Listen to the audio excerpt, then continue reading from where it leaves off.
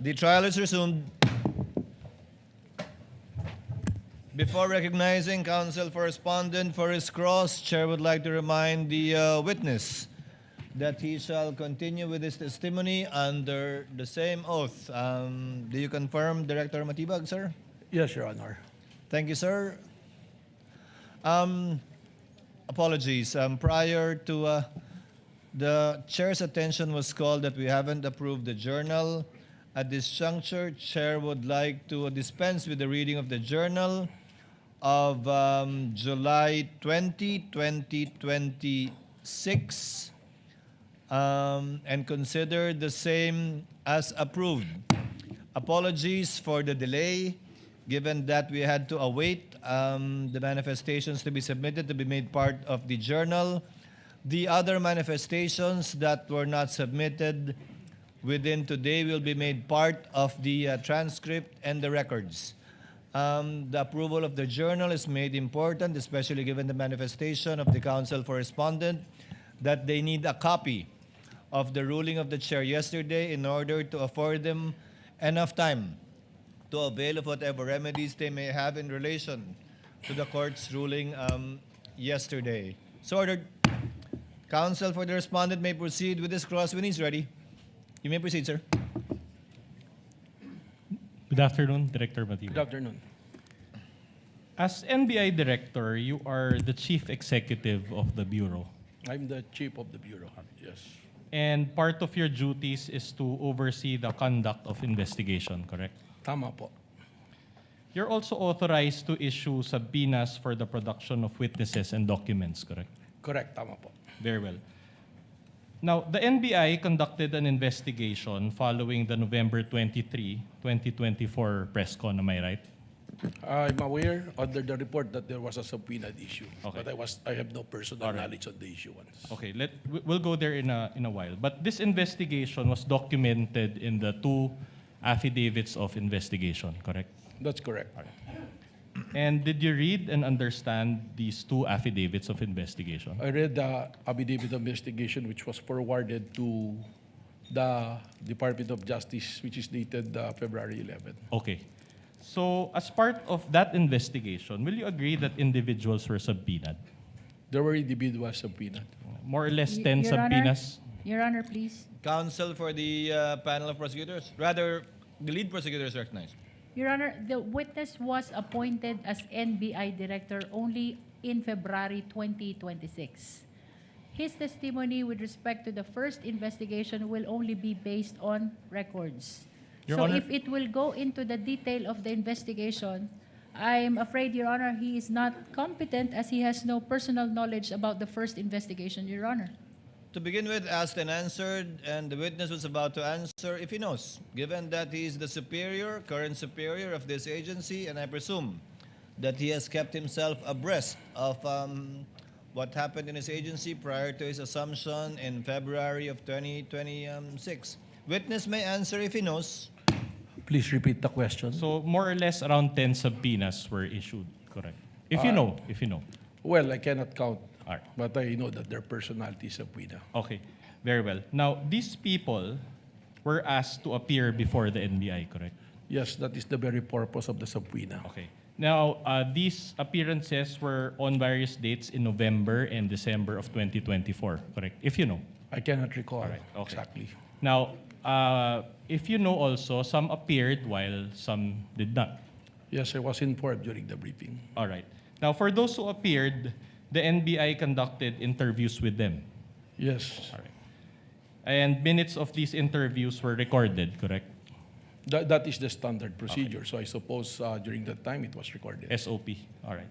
So after the interviews, the interviewers were also NBI agents, executed affidavits. Is that also a part of the SOP? Yes, that is correct. Okay. And the affidavits attested that interviews were conducted, correct? Yes, it will be signed by the investigating officers and eventually signed by a superior officer. Okay. Very clear so far. Now my question to you is this. Did you actually participate in these stages of the investigation? Your That is Honor? very impossible because I'm not yet a director at that time. Okay, that's okay. Are you aware that a subpoena was issued to VP Sara? Yes, I was informed. Did you sign that subpoena? I was not No. there. I All cannot right. sign Okay. it. Are you aware that the subpoena was issued to Dempsey Reyes of the Philippine Daily Inquirer? I know that there are personalities of PINA who were present during the press conference on the November 23, but I cannot recall who are the personalities because I just went through to the affidavit of investigation. Did you sign that subpoena for Dempsey Reyes? That's impossible because Okay. I'm not that there. That's okay. Now, are you aware also that a subpoena was issued to Red Mendoza of Manila Times? We can confront you with a hard copy if you just want to refer to it, but you can answer also. At any rate, we are showing the soft copies, Your Honor, Your Honor, may I for just... the benefit of this honorable court. Assisting counsel may approach the witness. What is the pleasure of the lead prosecutor? Your Honor, may just enter into the record that the witness already testified that he has no personal knowledge about the first investigation, and all his testimonies will be based only on the records existing in the NBI. At any rate, Your Honor, If he knows, witness will answer. Your Honor, may we request also that those flashed in the big screen be explained by the defense counsel? I already explained, Your Honor. We're confronting the witness with hard copies, and the subpoenas, the soft copies thereof, are displayed. May we as- know, Your Honor, if these documents are pre-marked? Well, it is part, Your Honor, of Articles of Impeachment, Annex G9, pages 159 onwards. So it is part of the records of this case. These May are we not know our if they are documents. pre-marked? Yes, we can mark it. And it was also pre-marked.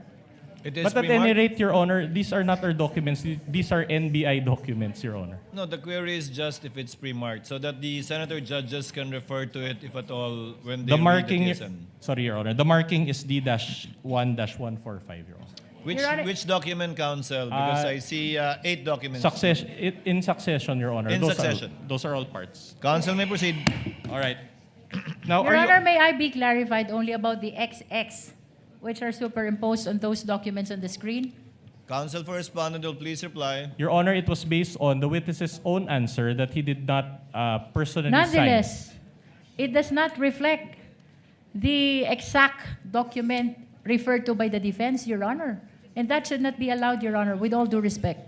It is just to illustrate, Your Honor, for the benefit of the senator judges and as well as the public watching so that they can also follow the... Lead prosecutor, we will allow it. So for the information of senator judges, the counsel for the respondent confronted the witness with respect to these affidavits that were part of the investigation conducted prior to his assumption as NBI Director. And the witness simply stated that he has no personal knowledge with respect to the execution, or due execution rather, of these 2 affidavits thus far out of, I presume, 10. More, May I comment, More- Your Honor? The lead prosecutor may register her comment. May I know what is wrong with just presenting the exact document instead of those which are marked with XX? Your Honor, I'm afraid it will give a wrong impression to the viewing public that those XX has something to do with inability, perhaps, or whatever impression it may give to the witness with respect to the to attending to the subpoena, Your Honor. Short May we rejoin- just remove those XX? We don't mind if they flash the documents, but it should be an exact reflection of what the document is. short rejoinder, Your Honor. No need for a rejoinder. Court is ruled, and the court notes the observation, manifestation, and objection of the lead prosecutor. Again, I think it's quite plain that these are documents that the witness cannot or does not have personal knowledge about because he was not yet the NBI Director. Counsel may proceed. Witness may answer. All right, I'll move on. Are you aware that the subpoena was issued to Red Mendoza of Manila Times?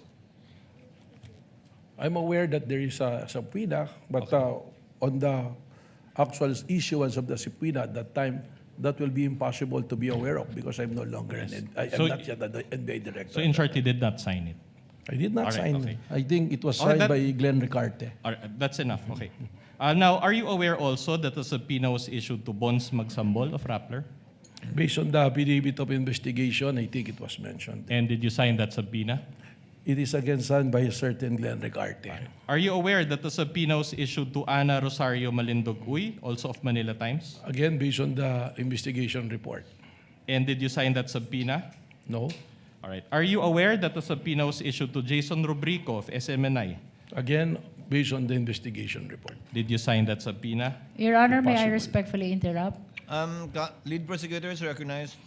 The prosecution is willing to stipulate as to the issuance of this subpoena by the National Bureau of Investigation during the time that the witness is not yet appointed as the NBI Director, Your Honor. But that's not my question, Your Honor. I Anyway, think Your that Honor, unless you're willing to stipulate, counsel, to abbreviate the proceedings, that insofar as the questions of the counsel for respondent is concerned, that for the remaining 4 subpoenas, that the same answer of the witness for the previous 6 ones will be the same.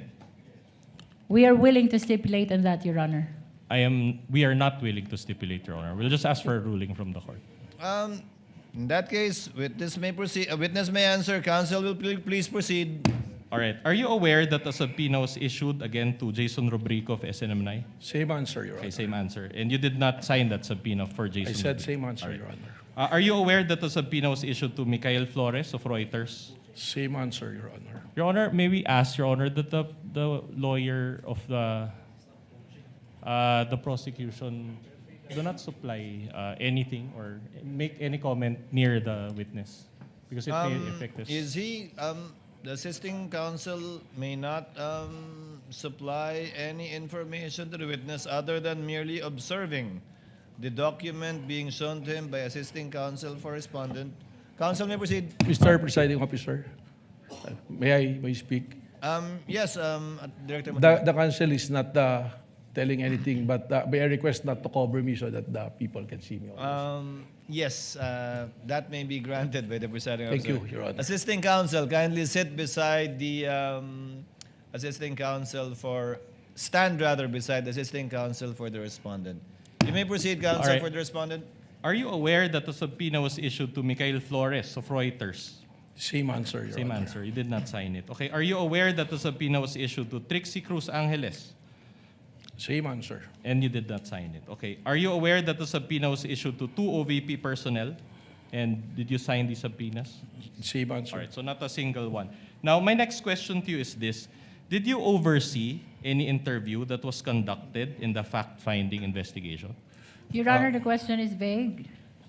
If the witness is a lawyer and is competent to Your answer, Honor, if he knows, Your Honor. Your Honor, during the direct, it was established that there were 2 investigations. The first investigation and the current investigation of the STF. Then, the defense need to specify which investigation is he referring to. The affidavit. Counsel will please clarify. Okay. Did you oversee an interview that was conducted in the investigation that was covered by the affidavit of investigation? As mentioned in my testimony, I was appointed only on February 20, 2026, and it's very unlikely to be part of the investigation prior to that. Okay. So, are you aware that there were at least 4 interviews that were conducted? Your Honor, asked and answered. That is a different question, Your Honor. Nonetheless, Witness may answer. I'm not aware because I'm not yet there. Okay, so are you aware, let me be more specific, are you aware that an interview of Dempsey Reyes of PDI was conducted? I'm not aware of that, but as reflected in the investigation report, it was there. So in other words, you did not oversee that interview? Yes, definitely. All right. Are you aware that there was an interview of Red Mendoza of Manila Times? Same answer, Your Honor. Same answer. Are you aware that there was an interview of Bons Magsambol of Rappler? Same answer. Same answer. So you did not oversee that interview. And are you aware that there was an interview of Jason Rubrico? Did you oversee this interview? Again, same answer. Same answer. Okay. Did you see them sign any minutes of the meeting? No. No. Did you meet any one of these interviewees? At Before that or time? after? Before or after? Who among the Among witnesses? the interviewees that I No. mentioned? No. Did you meet any one of their lawyers? No. No. All right. Now, were you even present at the NBI Cybercrime Division office at the time of these interviews? That is impossible. All right. After the interviews, affidavits attesting to the interviews were executed, as you mentioned. Did you oversee the drafting of these affidavits by the NBI agents? Again, very unlikely. I was not present. All right. Your So- Honor, if I may interrupt, may I just enter a Lead continuing... prosecutor may make a manifestation and or a continuing objection, as I presume she will. Yes, Your Honor. I'm entering a continuing objection to the line of questions of the defense on the ground as stated by the witness. He has no personal knowledge about the investigation conducted prior to his appointment in February 2026, Your Honor. Just That a is for short the record. The rejoinder, Your continuing Honor. objection is noted. Counsel for the respondent may proceed. No need for that rejoinder. But were you present when the NBI agents subscribed and sworn to their affidavits? I was not there. You were not there. Still nothing. So, and since you did not actually participate, it means that you do not have personal knowledge of these stages of the investigation, correct? During that time, yes, but as I mentioned earlier, I read the investigation report. So your knowledge of the investigation was based on only of your reading. That is absolutely correct, All right. and upon the discussion of the investigating Okay, officers. very well. Now, were you present at the November 23, 2024 press con? I was not present. You were not I was present. not participating on that. And if you know, was any NBI agent present at the November 23, 2024 press con? Not that I know of. None. All right. So in layman's terms, for the benefit of this honorable court and the Filipino people watching, and I'll phrase my question in Tagalog. So sa kabila po ng pagtestigo po ninyo ngayong araw, inaamin nyo ba na wala kayong personal na kaalaman sa nangyaring investigation starting November 23, 2024? Malinaw naman po yun. At ang korte po, I can take judicial notice of the fact na hindi pa po ako NBI Director ng panahon na yun. So you're confirming that you do not have personal knowledge because you were only appointed as NBI Director a year later or on February 20, Your Honor, ask and 2026, answer correct? question. No, I haven't even asked that question, Your Honor. Kindly let counsel finish. So again, I will repeat. So the reason for this is that because you became NBI Director only a year later or on February 20, 2026, correct? Tama po. All right. Okay. So prior to February 20, 2026, you do not have any personal knowledge of any investigation, correct? Nababasa ko lang po sa balita mga pangyayari. Which is not personal knowledge, correct? Well, yun lang po yung knowledge natin. You're a lawyer, correct? Tama po, 29 years. 29 years. Can you recall Rule 130, Section 22 of the Rules of Evidence? Can you refresh me, sir? Okay, I will Because you have a gladly copy. refresh you, of course. I have here a copy of Rule 130, Section 22 of the Rules of Evidence, and I'll read it. Please read with me, Director Matibag. Testimony confined to personal knowledge. A witness can testify only to those facts which he or she knows of his or her personal knowledge, that is, which are derived from his or her own perception. Can you recall that rule now? Ayan po, nababasa ko po ngayon. Okay, you Tama can po. read it.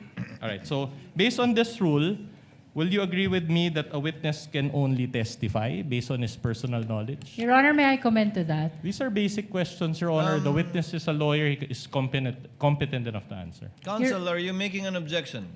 This is a comment, Your Honor.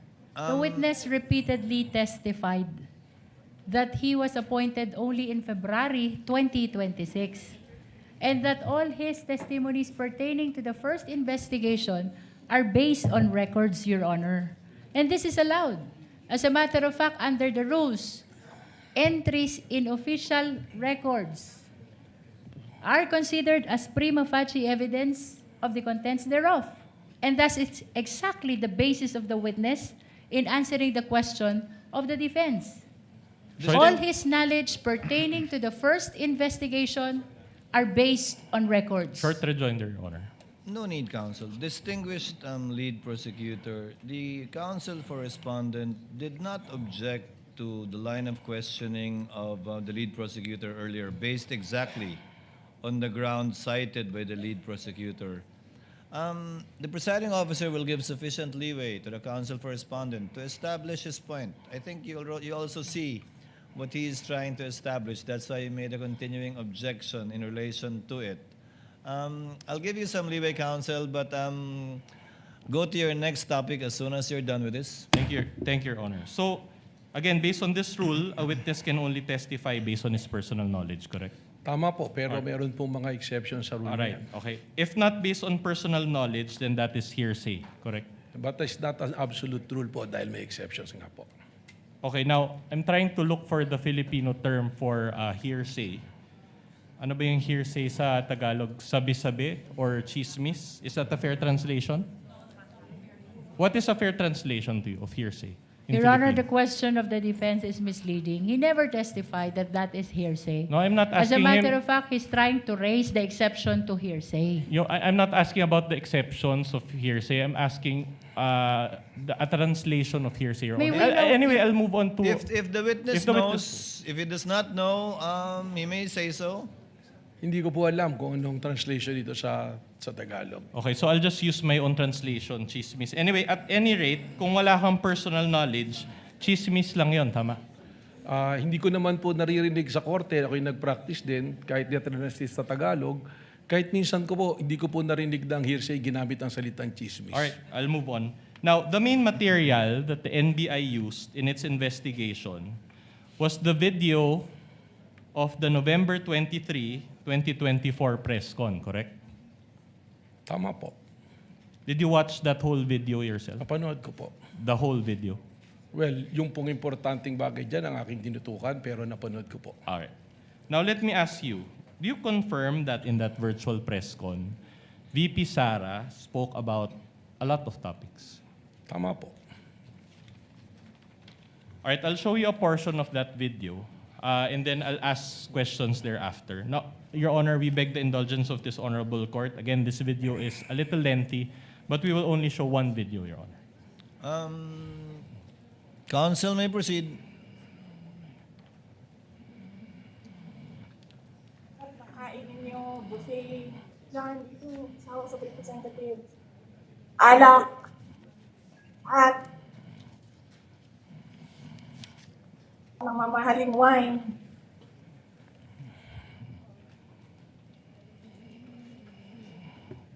Yan. Yung taong bayan na prinamisan ninyo, 20 pesos rice. Yung taong bayan na hindi ninyo pinupuntahan sa mga komunidad nila, anong sabi nila?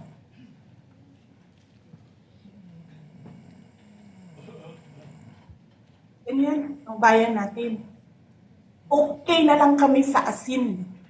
Sa kung ka nakahanap, bayan, na ang tao, because of their hopelessness, because there is no functioning corporate, okay na lang sa asin.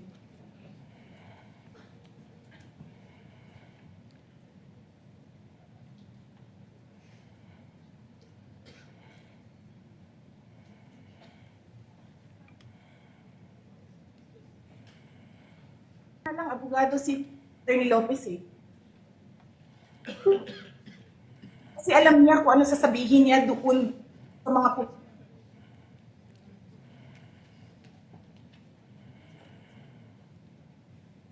Your Honor, it appears that we're having technical difficulties. Can we just Yes, replay that part, Your Honor? Nakawin yung cellphone. Madali mo. Your Honor, may I make a manifestation first? Can the tech kindly pause and rewind a bit with respect to the portion, just a bit? Your Honor, this is part of the question, Your Honor. Can we ask that the manifestation be made after the playing of this video and the asking of the appropriate question? Your Honor, the manifestation concerns the very video that they are presenting.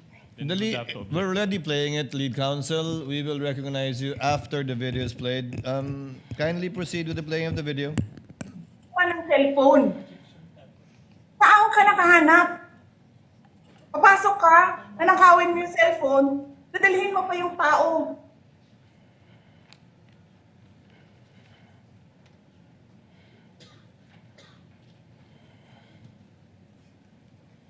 Diba? Princess, you're raising your hand.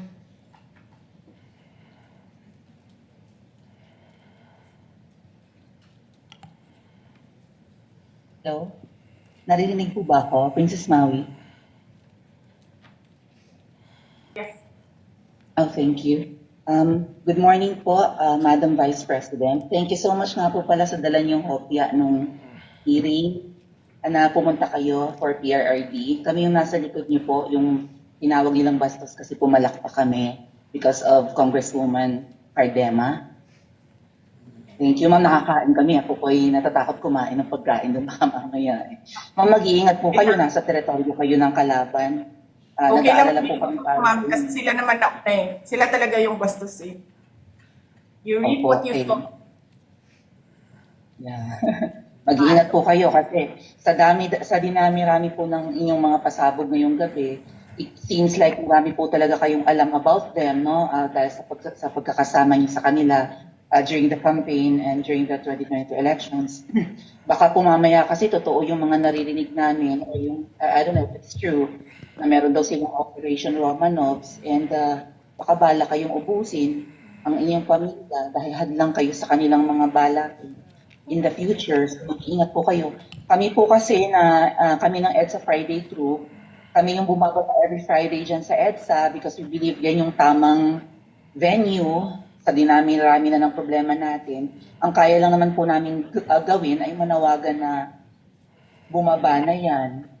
Ano po kayo ang remedy naman ninyong mga nasa posisyon or ng mga kayang labanan itong napakarami na pong ginagawang korupsyon at krimen laban sa taong bayan?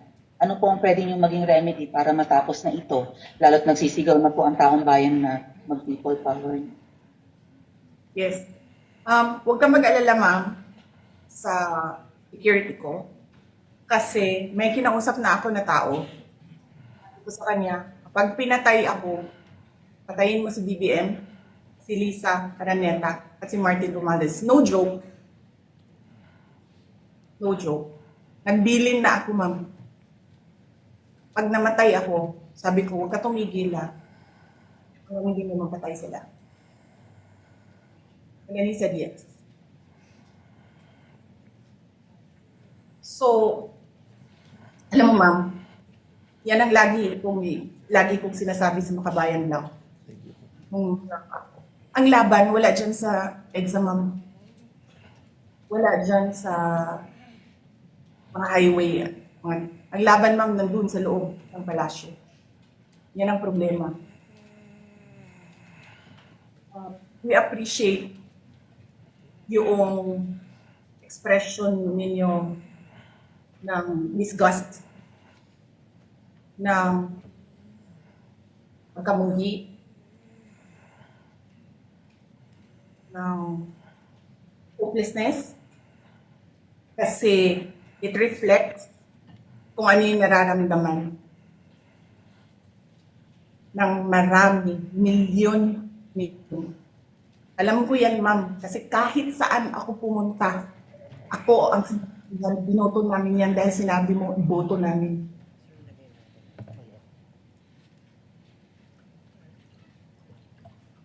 So, yes, ma'am. Maraming salamat sa ginagawa ninyo. Dahil sa ginagawa ninyo, I'm sure nakikita yan ang taong bayan. Ina-appreciate nila yan. Marami sa ating mga kababayan ang gusto sumali sa inyo. Pero sa sobrang hirap ng buhay ngayon, hindi nila maiwanan yung mga trabaho nila at hanap buhay nila para pumunta sa daan. Bakit sila naghihirap? Bakit? Dahil sa gobyerno. Hindi ba dapat yung gobyerno natin ang nagpapagaan ng buhay ng tao? Bakit ang gobyerno natin ang nagpapahirap lalo sa tao? Kasi gusto ba nila lagi na lang mahirap ang mga tao para madali mapasunod? May mga lugar kami sa Mindanao na ganyan ang mga politiko. Gusto nila mahirap lahat. Ibahugan lang nila ang kwarta. Governor na sila, mayor na sila, congressman na sila. Hanapin niyo, ma'am, yung mga lugar na sobrang hirap sa Mindanao. Tingnan niyo anong gawain ng politiko. Pinapakain lang ng pera ng tao. Binabastos yung kanilang pagkatao dahil wala silang pakialam. All right. For the benefit of this court, that is timestamp 1-12, 1:12:43 onwards of the video recording with accompanying transcript. With the This is permission of exhibit- with the permission of the counsel for respondent, the lead prosecutor is recognized for her manifestation. Your Honor, I wish to manifest that the video which was played is unmarked and spliced video, Your Honor. That is for the record. The counsel for respondent just mentioned the timestamp and the marking as well. Counsel for the respondent may proceed. All right. Now, Director Matibag, these are my questions about the statements of VP Sara in that video. Do you have personal knowledge of the theft incident involving Attorney Lopez's cell phone? Wala po. Wala. Do you have personal knowledge on the buffet in the House of Representatives? Wala po. Wala. Do you have personal knowledge on the communities na asin lang ang kinakain? Wala po. Alright. Do you have personal knowledge on the person whom VP Sara talked to regarding BBM, FL, and the former speaker? Wala po dahil Wala. siya nakipag-usap. Alright, okay. Thank you for that. So, now, you mentioned that you watched the whole video. My question to you is, did the NBI conduct any separate investigation regarding the various acts of corruption alleged acts of corruption of BBM, FL, the former speaker, and the congressman as mentioned by VP Sara? Marami pong iniulat sa akin na mag-investigasyon, subalit hindi naman po kasi binanggit doon sa video sino ang mga particular na kailangang imbestigahan. Kaya naman po yung investigasyon na ginagawa ngayon ng NBI, maaaring tumutukoy na po sa mga taong binabanggit po. Right, but as NBI Director now, you have the authority to investigate alleged cases of corruption, correct? Tama po yun. All right. In fact, you came out in the news recently stating that you will investigate the 2019 SEA Games, correct? Tama po. All right. And the 2019 SEA Games came prior to this 2024 press con, correct? Tama po. Okay. Do you intend, my next question is this, do you also intend to investigate the alleged corruption involving the unaudited confidential funds of the OP, Office of the President, also mentioned by VP Sara? Kung meron po mga ebidensyang ilalatag sa amin para amin pong sundan, hindi po magdadalawang isip ang NBI sapagkat ito po ang mandato ng NBI. All right, thank you for Mag-imbestiga ng mga krimen po, amin pong nakikita. All right, thank you for that answer. Now, do you also intend to investigate the alleged corruption involving the former speaker going around the country and giving government funds to people, also mentioned by VP Sara in that video? Your Honor, may I comment, Your Honor? What is the comment of the lead prosecutor? We are objecting to that question, Your Honor, as the same is misleading. Your Honor, if he knows, he said he watched the whole video, he listened to the statements. There was a statement there. Witness may answer if he knows.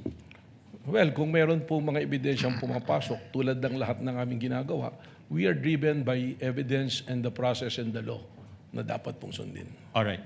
Now, my next question is, your wife is also a member of the House of Representatives. That is correct po. And she is Representative Maria. Your Honor, with all due respect. This is cross your honor. Maybe given leeway, Your Honor. Allow the counsel to finish the question and then you may make your objection afterwards. Finish your question, counsel for the respondent. She is Representative Maria Rene Ann Lourdes G. Matibag. correct? Before I the witness object, Your Honor. answers, what is the objection of the lead prosecutor?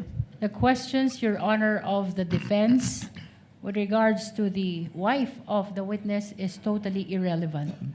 Your Honor, And that should not be allowed. Your Honor, these are the, credibility testing questions, Your Honor, the- which is always relevant. The objection is overruled. It tests the freedom from bias, if any, of the witness regarding his testimony, and the chair will Nevertheless, allow Your it. Witness may answer. Your Honor, may I just enter there a was already- continuing objection on the line of questions pertaining to the wife of the witness, Your Honor. So noted. Witness may answer. Opo. All right. Now, let me direct your attention to House Resolution number 989. This is also part of the records of this case. entitled Setting Forth the Articles of Impeachment Against Vice President Sara Duterte. Permission to use a pointer, Your Honor. Now, it appears that from this document Counsel may do so. that your wife is one of the endorsers of this House resolution. Can you confirm that? Yes, the name is her. It's there. Okay. Now, there's a signature page also. This document is not numbered, but it appears that it's around page 19. Can you confirm if this is your wife's signature? I think I have no authority to confirm the signature even if she is my wife. So you can confirm the signature of your NBI agent, but not your wife? It's appeared to be her signature, but I have not confronted with the document so that I can compare it. At any rate, Your Honor, may we allow? With the NBI, it's different. I testified earlier that it was presented to me, and I asked him if he signed it, and I'm familiar to his signature because he's always making submission to my office. All right. That's okay. At any rate, Your Honor, may we request, Your Honor, that we be allowed to submark this particular portion. Again, this is already may we part of the request, records. Your Honor, that the witness be confronted first with the document, and We may will we do that, request Your as well that the assisting counsel for the prosecution be allowed to approach.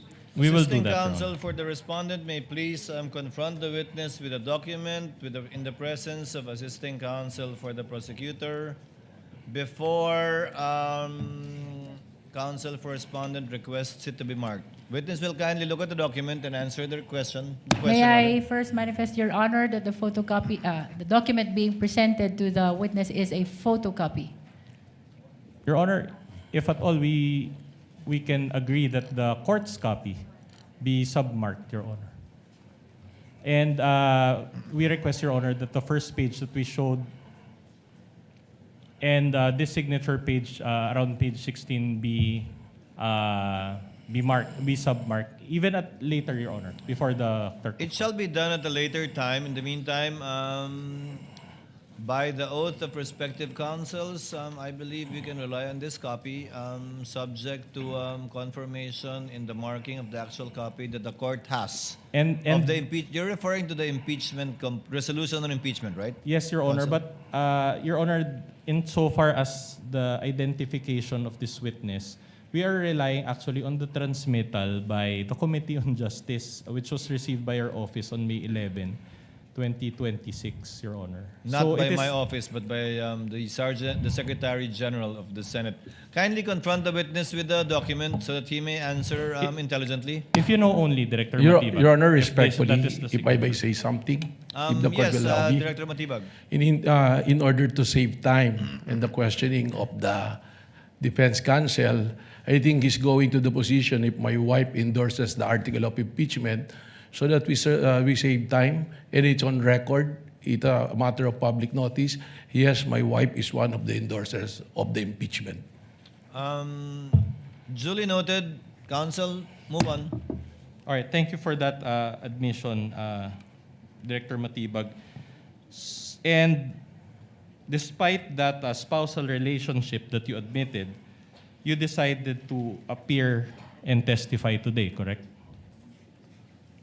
My decision to be a witness is by virtue of a subpoena issued by the Honorable Court and by invitation of the Committee on Justice for the prosecution.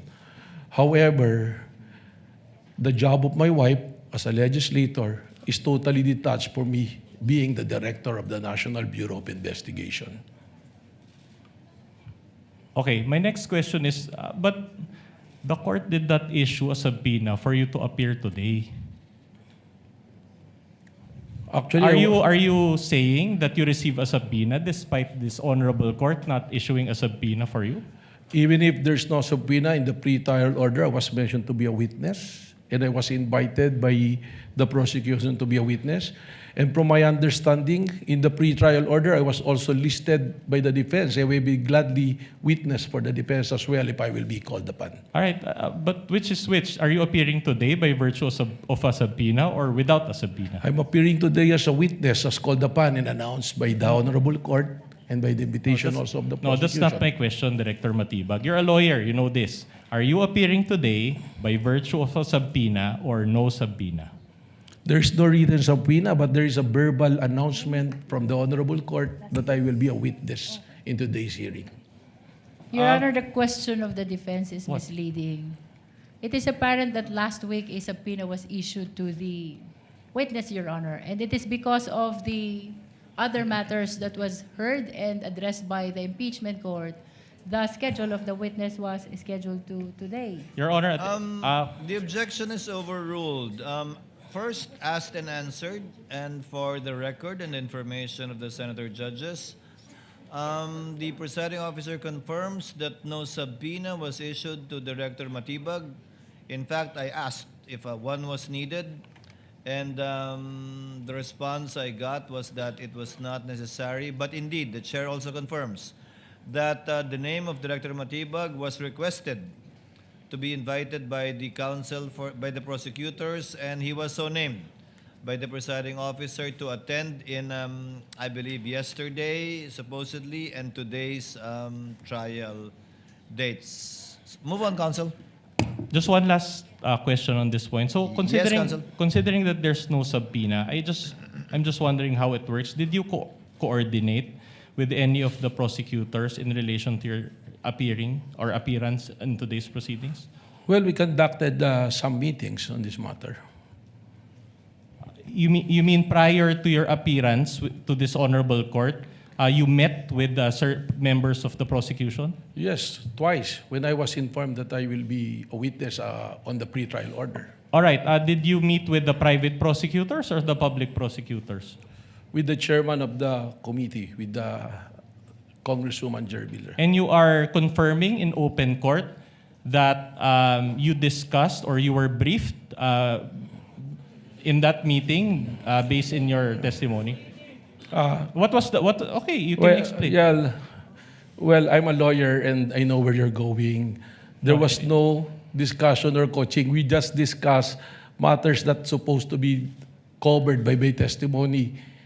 Because I'm a director, I will be testifying. Of course, they will want to know what will be the nature of my testimony. In the same way that when you want to present me as your witness, I will be more than willing to sit down with the defense counsel. Your Honor, I take exception to that. I don't think Director Matibag knows where I'm going. In fact, I'm moving on to a new point. At any rate, Your Honor, I don't think we are calling him as a witness. So these are facts that only he assumes. No, And but we want it to was- state that for the record, Your Honor. I speak? Witness will not argue with the counsel. Kindly sorry, move Your on. Honor. Kindly move on, Yes, sir. counsel, for the respondent. All right. Let's just move on, Director Matibag. The NBI is under the DOJ, correct? That is correct. All right. And the DOJ is under the Office of the President, correct? That is correct. Now, BBM, in short, BBM has control and supervision over both NBI and the... Your Honor, sorry, I'm hearing comments from the prosecution. I don't mean any disrespect to the President. It's just for purposes of abbreviation, I'm just calling him BBM. But at any rate, I'll move on to my question. So BBM has control and supervision over both the NBI and the DOJ, correct? That is not exactly correct. Only on the matter of appointments, but we enjoyed independence in the matter of investigation. I'm glad you mentioned that. Do you confirm that you're an appointee of BBM? Well, it's only the president who can make an appointment. I think it is provided for in the law. What's the answer? Yes. Yes, okay. And so my question to you is this. Did BBM participate in the NBI's investigation in any way? No. No. All right. So don't you consider your appointment as NBI Director as participation on the part of BBM? No. No. Okay. All right. You mentioned a while ago that after the affidavit of investigation, it was submitted to the DOJ for evaluation, correct? For the evaluation and finding if there's enough reason to file a case before the regional trial court or the proper courts. All right. And during your direct testimony, you also mentioned that as we speak, it is still pending, correct? That is correct. All right. Now, in other words, in terms of formal charge to be filed in court, that is still not available at this time, correct? It's in the jurisdiction of the National Prosecution Service, which is under the Department of Justice. But insofar as the case that the NBI filed with the DOJ, is it not the case that that charge does not include contracting for the assassination? That is correct. What was filed was grave threat and inciting to sedition. So in other words, at this point, VP Sara is not being made to answer for contracting for assassination, correct? That is exactly what that my testimony covered. That she is being investigated for contracting a person to kill the president. And that is a continuing threat not only to the life of the president, but to the national security of our country. Not responsive, Your Honor. My question is if she's already being made to answer to that particular charge. Made to answer, counsel, meaning Subpoenaed. has she been subpoenaed? I'll be more specific. Has she been subpoenaed in terms of contracting for assassination? Well, in this impeachment court, she is being on trial, and that is very well covered by the articles.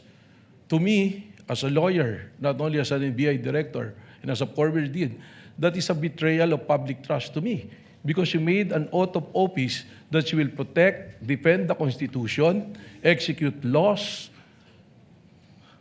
do justice to others. Director and Matibag, consequently let to the self. court intervene at this juncture. That is not responsive to the question of counsel. Kindly just answer the question. Has the NBI issued a subpoena against the Vice President with respect to the crime of contracting a killer, allegedly? At this point, Your Honor, not yet. Not yet. Okay. Please proceed, counsel. That's enough. So no subpoena as of now. But in other words, has there been any affidavit of investigation relating to contracting for assassination? My understanding is there was a subpoena issued at that time during the investigation to the Vice President, and the lawyer submitted an affidavit. No. Again, not responsive, Your Honor. I'm talking about an affidavit of investigation executed by the NBI. Not in yet. terms of not yet. Okay. So at this point, would you agree with me that the DOJ has not found any basis for contracting for assassination? Wala pa po sa Wala ngayon. pa. All right. So at this point, as of today, there is simply no evidence to warrant the filing of a formal charge for contracting for assassination, correct? That's why kung babalikan po natin yung aking testimonya, this is a continuing and an open investigation as to the contracting a killer. So in other words, the reason why these are not present at this time because your investigation is still ongoing. It's a case build-up and an open, active investigation. All right.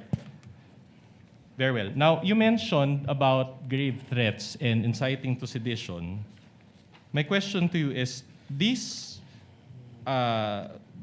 subject matters fall under the category of felonies, correct? That's correct. Yeah. Now, in fact, based on the penalties involved as provided by law, these fall under the jurisdiction of the first-level trial courts, correct? Yes. All right. Now, moreover, for one to be declared guilty of these felonies, the burden of proof is guilt beyond reasonable doubt, correct? That is correct. Now, guilt beyond reasonable doubt, is this a low threshold or a high threshold? Beyond reasonable doubt, of course, it's a high threshold. In fact, it is the highest threshold in That is criminal law, correct. correct? So in other words, para lang for the benefit of the Filipino people watching, so hindi ka pwedeng magsampa ng kaso nang hindi mo kayang patunayan, correct? Tama po yun. Dahil meron pong Memorandum Circular number 20 ng Department of Justice kung saan sinasabi that when you file cases, there should be a reasonable certainty of conviction. Thank you for that clarification. So if the threshold is guilt beyond reasonable, if this threshold of guilt beyond reasonable doubt is not reached, then the accused must be acquitted, correct? Tama po yan. And insofar as grave threats or inciting to sedition, it is the trial courts that will decide that, correct? That is correct. Not the DOJ. The DOJ will submit the information and the resolution for prosecution. At the end of the day, it will be the court who will say whether it's guilty or not. All right. Now, in your testimony earlier, you mentioned that there are leads on the alleged person that VP Sara talked to, correct? Yes. But let me ask you this. During that press con, did VP Sara mention the word assassin? Wala po. All right. Now, the investigation on these leads, are these already final? Pakiulit po. The investigation based on these leads that you mentioned, are these already final? Hindi po. Hindi pa Malinaw po sinabi ko that this is a continuing and open investigation po. All right. So, in other words, you haven't given any opportunity for VP Sara to confront this alleged person, correct? Hindi pa po. All right. But will you agree with me that confronting this alleged person is part of due process? Tama po. Kaya mas maganda nga po kung si VP Sara mismo ang magsabi dito kung meron siyang kinausap at kung sino ang kinausap. But is that part of the SOP also, that you give an opportunity for VP Sara to confront? Tama po. Pag natukoy na po namin kung sino ang taong kanyang kinausap, that is the time na siya po ay aming kukomprontahin para siya po ay masagot niya kung itong taong talaga ito ang kanyang kinausap para patayin ang Pangulo. All right. My next question is very simple. So you offered your testimony before this impeachment court, even you performed SOP or giving opportunity to VP Sara to confront? Malinaw naman po yung sinabi ko. Pag nakita po namin kung sino ang taong kinausap, saka po namin siya kukomprontahin, kasama po ang taong iyon, at kasama po ang mga willing na nagbibigay ng UN Intel para harapin po ang akusasyon na yun. So considering that you're still pursuing those leads, don't you think that your testimony today is premature? Hindi po. Sapagkat malinaw naman po sa statement ng ating Vice Presidente na meron siyang kinausap para patayin si Bongbong Marcos, si Lisa Marcos Araneta, si Martin Romualdez, at sinabi pa niya na walang biro to us sa law investigation, applying po namin yung pong methodology na ginagamit ng Secret Service sa Amerika, ay papasok po rito na ito isang malinaw na confession ng isang tao na meron siyang isang plano na pagpatay. Okay, I'll move on, but I'll ask you, isn't that a trial by publicity, which is not sanctioned by our laws? Hindi po. Sapagkat kaya nga po namin hindi inilalabas yung aming pong mga confidential at secret na investigation. Lamang nga po, tayo'y pinatitistigo rito na kailangan natin pong sabihin kung ano na ang naging takbo ng investigasyon. At malinaw naman po sa aking testimonya na dito sa continuing open investigation, active investigation, na kung saan meron pong mga persons of interest. At pag tinanong po natin ito sa mga nakakaunawa ng law enforcement, ganito po talaga ang practice ng law enforcement. In fact, you mentioned during your direct testimony that you cannot give further details, correct? It's Tama po. classified. Okay. So, with all due respect, I'll ask this in Filipino, with all due respect to you, Director Matibag, kung hindi nyo pa po pala kayang magbigay ng detalye, bakit nyo pa po nilabas na may leads kayo in the first place? Sapagkat gaya po ng sinabi ko, malinaw naman na yung pagsasalita ng ating Vice Presidente na siya ay kumausap ng papatay at pumayag yung papatay na patayin ang mga individual na ito, meron na pong pagkakasundo na gagawin po ang isang krimen. Yeah, but my point is, wouldn't that prejudice your ongoing investigation that you come out here and you make statements that you already have leads? Objection, Your Honor. That is speculative. Witness may answer. Kaya nga po ang dahilan na hindi ko mabanggit kung sino po yung mga persons of interest dahil doon po makukompromiso ang investigasyon na gumugulong. Okay, at any rate, if this ongoing investigation progresses, that is the only time that a different charge will be executed against the Vice President. Balikan ko po Speculative, ulit. Your Honor. Babalikan ko po ulit. Para po sa amin, malinaw na ang pagkontrata sa pagpapatay o ng papatay sa mga pangalang binanggit ay nandoon na. applying the methodology ng Secret Service na binanggit ko po kanina. Ang hindi na lang po natin nakikita ay kung sino ang taong kinausap. Kaya ito po ay still open and continuing investigation. At any rate, it's not yet final, correct? Tama po. All right.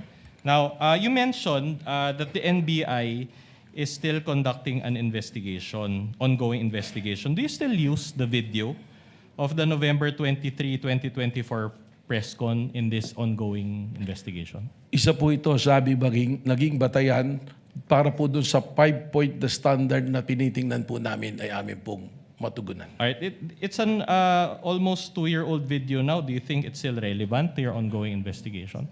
Hindi po.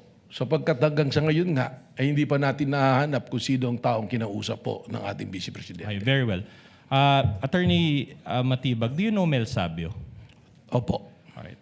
Now, about 2 months ago, an old audio-video file of the two of you circulated online. By the way, we won't show that video out of respect to your to the party's rights, as well as I saw your wife here also, out of your family members' rights and also out of Mel Sabio's rights. I'll just ask you a few questions.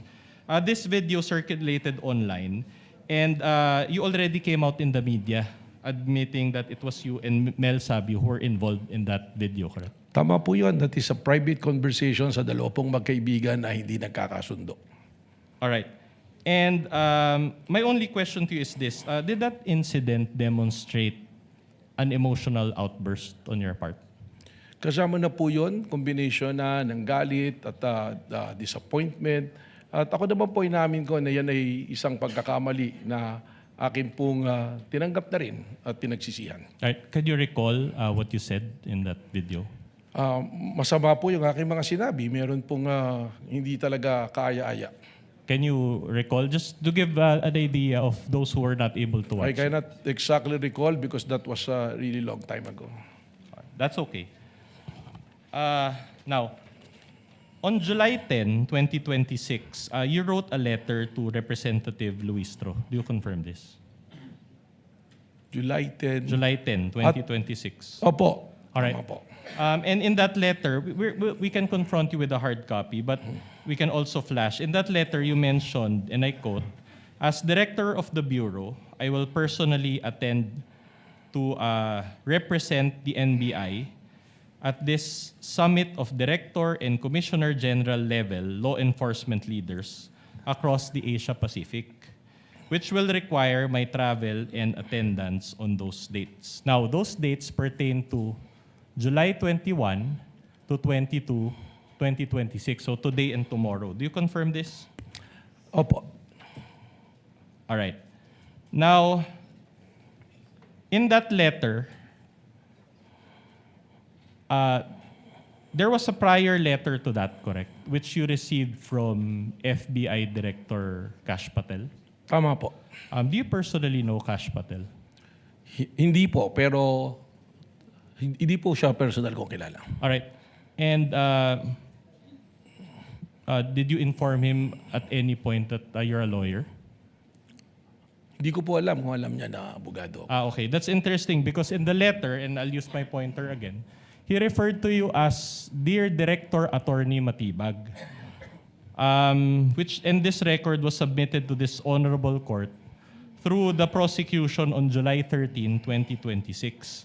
Now, just a manifestation, this now forms part of the records of this case. Are you friends or did he just research about your being a lawyer?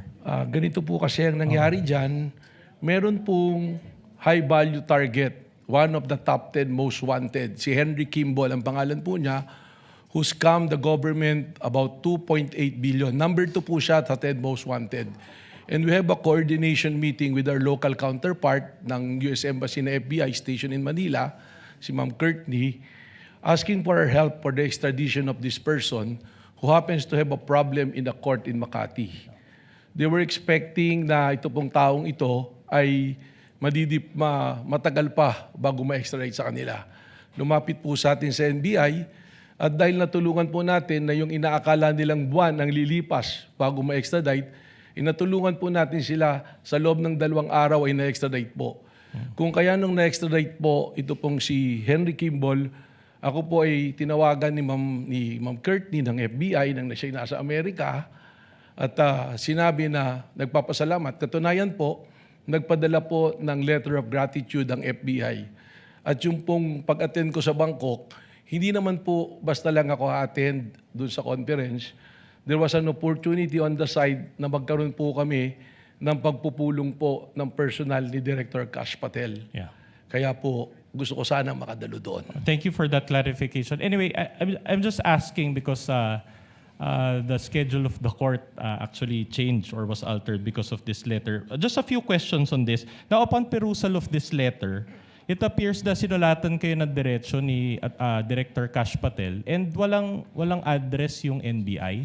It just says Manila. Do you confirm the receipt of this letter? It was sent through an email Through po. email, okay. Now, of course, before you wrote Representative Luistro, you first confirmed your attendance with FBI Director Patel. Am I right?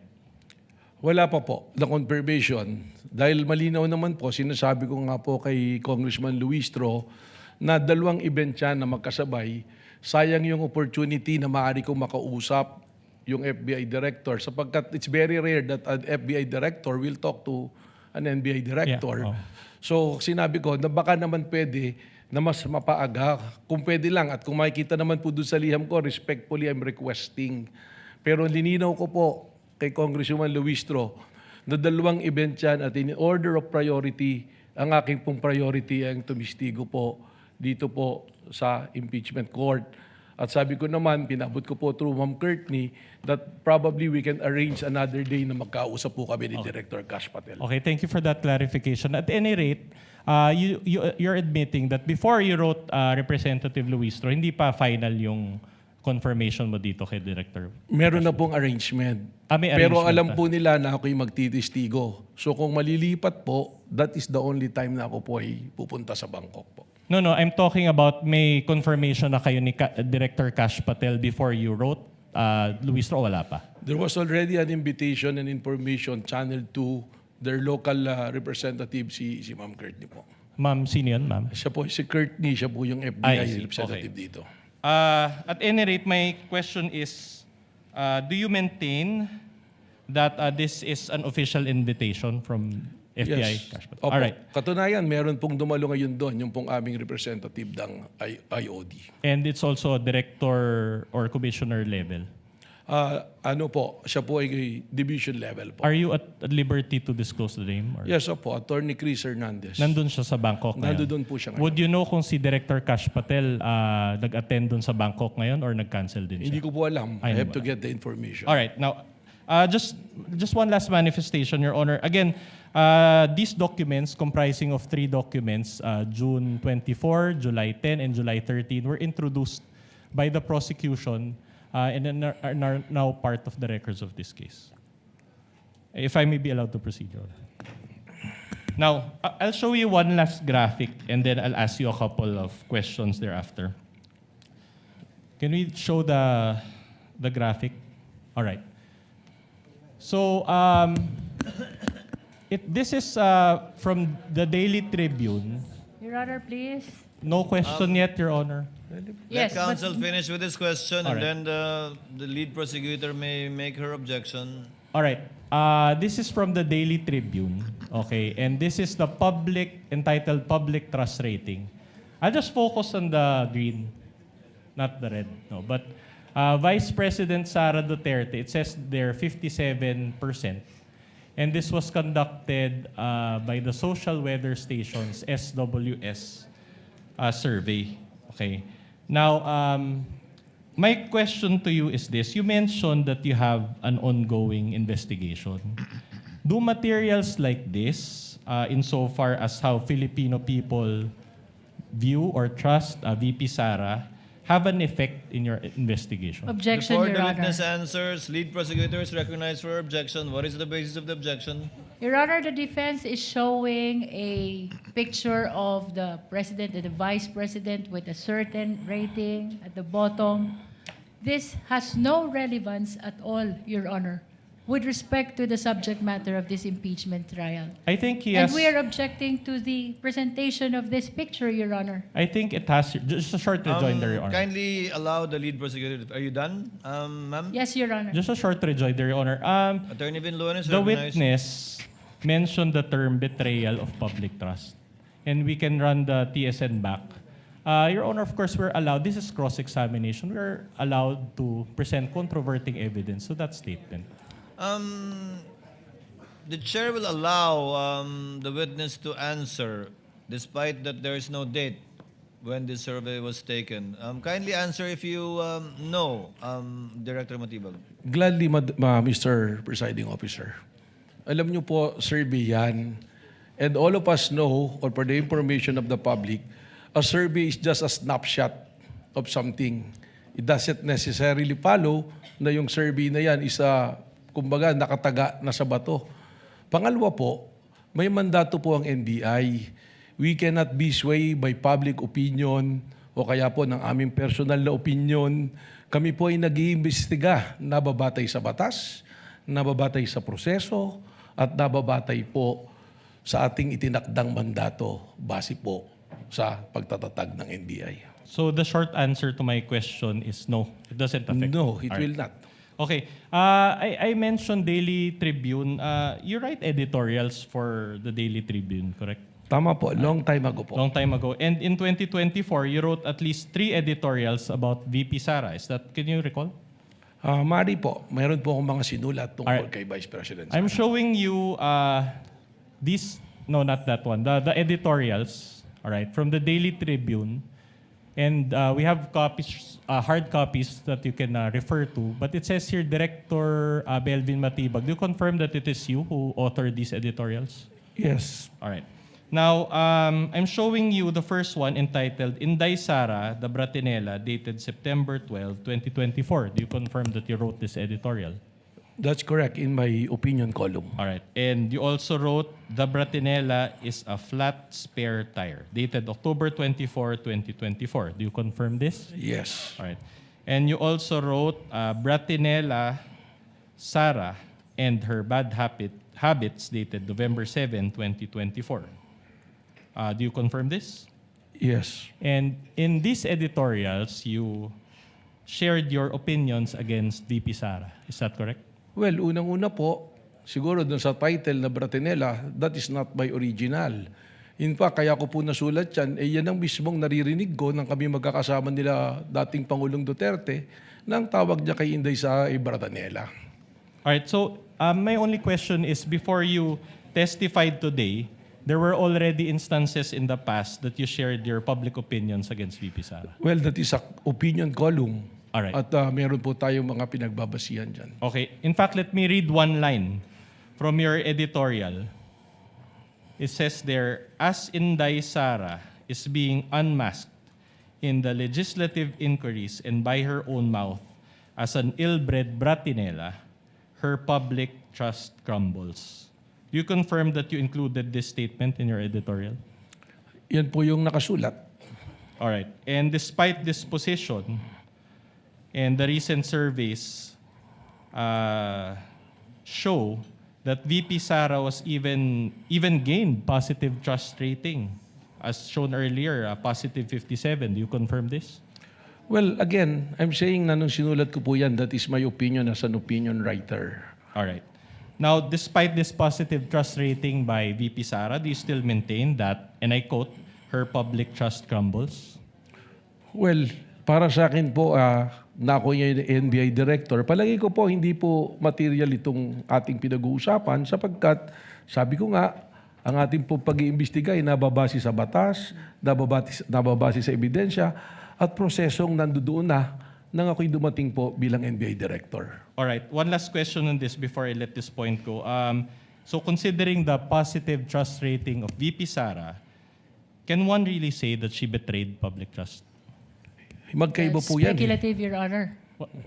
Can we get a ruling, Your Honor? Witness is knowledgeable enough to answer. He can handle himself. Director Matibag, you may answer.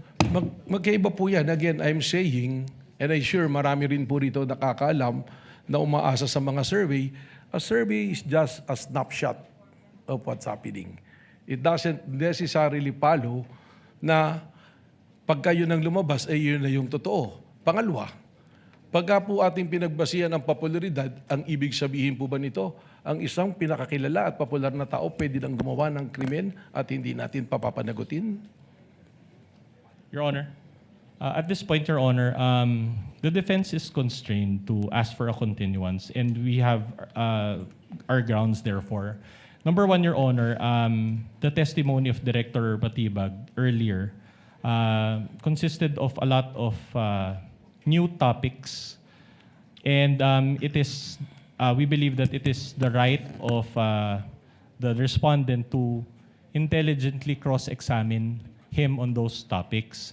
Again, Your Honor, those topics are not included in the articles of impeachment and are considered new. In fact, Your Honor, as earlier stated, we feel that these new topics are a violation of the respondent's right to be promptly and fully apprised of the exact charges against her. So we will need time, Your Honor, to go through those new materials and new points. Secondly, Your Honor, during direct examination, a 100-page document was introduced and allowed by this court, and that document is unsigned and unnotarized. And we feel like for us to intelligently cross-examine the witness on this document that he mentioned, we need that there's a need, we feel that there's a need for a continuance, Your Honor. What With all does the due lead respect, prosecutor Your say? With all due respect, Your Honor, we object to the motion for continuance of the defense. The defense already started and propounded a lot of cross-examination questions to the witness, and the witness is simply answering completely, accurately, the questions which are being raised and propounded to him. We do not understand, Your Honor, why they will move for continuance after already raising a lot of questions to the witness, Your Honor. We would like, Your Honor, the defense to finish the cross-examination today, and if the impeachment court will still allow, we will immediately proceed to redirect after the cross-examination, Your Honor. With all due respect to our honorable senator judges. The objection of the lead prosecutor is noted. However, this is the first time that any counsel for the parties is asking for a continuance. The chair is inclined to grant it and will so grant it as well, should the counsel for the prosecutors or the lead prosecutor or panel of prosecutors require it at some point in time in this trial or hearing. But let it not be the rule, or let it not be a habit on the part of either counsel for the parties to do so, to ask for a continuance. But at this time, the chair will grant a continuance requested by the defense. And in the meantime, since it's only 5:55, with the indulgence of our senator judges, we may proceed to the interjections and interventions of the senator judges. One last point, Your Honor, before the interjections. Before recognizing the senator judges, yes, what is the pleasure of Attorney Binlon? Your Honor, considering that the witness introduced, as I said, a lengthy document, can we ask for a copy of the Las Cañas material that he The provided? chair already earlier ordered that, I believe. During the interregnum, the prosecutors are directed to kindly furnish the counsel for respondents with a copy of the, I believe, over an inch or little less than 2 inches of affidavit of Mr. Las Cañas. So ordered. Chair will now recognize, prior to Senator Judge Raffy Tulfo earlier, Senator Judge Villanueva indicated his desire to interject or make interventions. Thereafter, Senator Judge Raffy Tulfo. Thereafter, Senator Judge Risa Hontiveros. You have 2 minutes, sir, and you may proceed when you are ready. Mr. Presiding Officer, before I ask some questions, I can see that my time is already running. Let me just ask a procedural inquiry, Mr. Presiding Officer. And respectfully, this representation seek the guidance of the court on a procedural matter. Because earlier today, I heard our witness who made mention several times that the investigation is still ongoing. It's a continuing investigation. May we know, Mr. Presiding Officer, in this particular aspect of the NBI's investigation that remains ongoing, just for the guidance of this representation, and I'm sure for the guidance of both parties, kung matatapos na po yung investigasyon o yung presentation of evidence dito po sa Article 4 at magkakaroon po ng significant development na maaari pong material sa atin pong proceedings, ano po ang tamang proseso para maipabatid at kung kinakailangan maiharap po ito sa impeachment court, considering na isasara na po itong presentation of evidence sa Article 4. Senator Judge Villanueva, as a rule, the court is a passive body. Hindi panghihimasukan ng husgado kung ano man ang pwede, balak o gustong gawin ng magkabilang partido, prosecution man o sa hanay ng respondent, kung mangyari man yon. And the court will not speculate with respect to that hypothetical situation, should it arise, lest we be accused of prejudging or deciding certain matters for the parties that they should be the one deciding should that happen. Thank you very much, Mr. President, Mr. Presiding Officer. And in fact, I would suggest na kung maaari ay i-consider, because we feel that the suppletory application of the revised rules of court under Rule 6, most directly po doon sa Section 24, Rule 119 of the Rules of Criminal Procedure, provides, and I quote, "At any time before finality of the judgment of conviction, the judge may motu proprio or upon motion with hearing in either case reopen the proceedings to avoid a miscarriage of justice," close quote. So just to put on record, Mr. Presiding Officer, na ito po yung magiging proper procedure. Marami pong salamat. That is an option that the court may take, as the rule itself suggests. But at this juncture, the presiding officer would rather leave it to the parties, given that this is an adversarial proceeding, and the parties should know what they should do for the interest of their respective clients. Thank You may you. proceed, sir, with your questions. You have 2 minutes. Thank you, Mr. Presiding Officer. Thank you, Mr. President.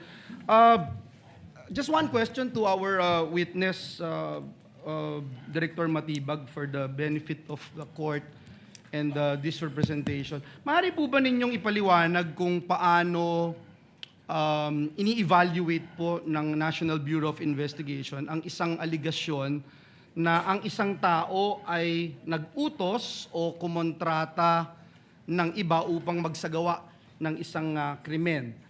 Bilang bahagi po ng inyong investigasyon, tinukoy po ba ninyo kung ang ganito pong aligasyon ay maaaring pumasok sa mga umiiral na probisyon ng ating revised penal code o iba pang special penal laws? Director Matibag, I'd like to ask this question because I believe, I don't know if you would agree with me, that the Bureau's role is to determine whether the facts may actually give or the facts may give rise to a criminal liability under our penal laws. Now, the constitutional function of this court, however, is different. We are not sitting as a criminal court to determine guilt beyond reasonable doubt. Rather, we are called upon to determine whether the respondents' alleged acts constitute impeachable offenses, including betrayal of public trust. So, magkaiba po yung binabanggit natin na criminal liability at constitutional accountability. Hindi po lahat ng maaaring maging batayan ng impeachment ay kailangan tumutumbas sa isang krimen, sapagkat ang impeachment ay hindi naman po usapin lamang ng paglabag sa batas, kundi paglabag sa tiwalang ipinagkakaloob ng taong bayan. Ano pong masasabi niyo dito, Mr. Witness? Your Honor, tama po yun. Doon po sa uling sinabi ninyo na hindi naman nangangahulugan no, kung may krimen na nangyari, ito ay impeachable offense. Pero ilagay po natin sa pangyayaring to, kaya naman po, yung pong investigasyon doon sa grave threat at doon po sa inciting to sedition, malinaw po ito na napapaloob sa revised penal code.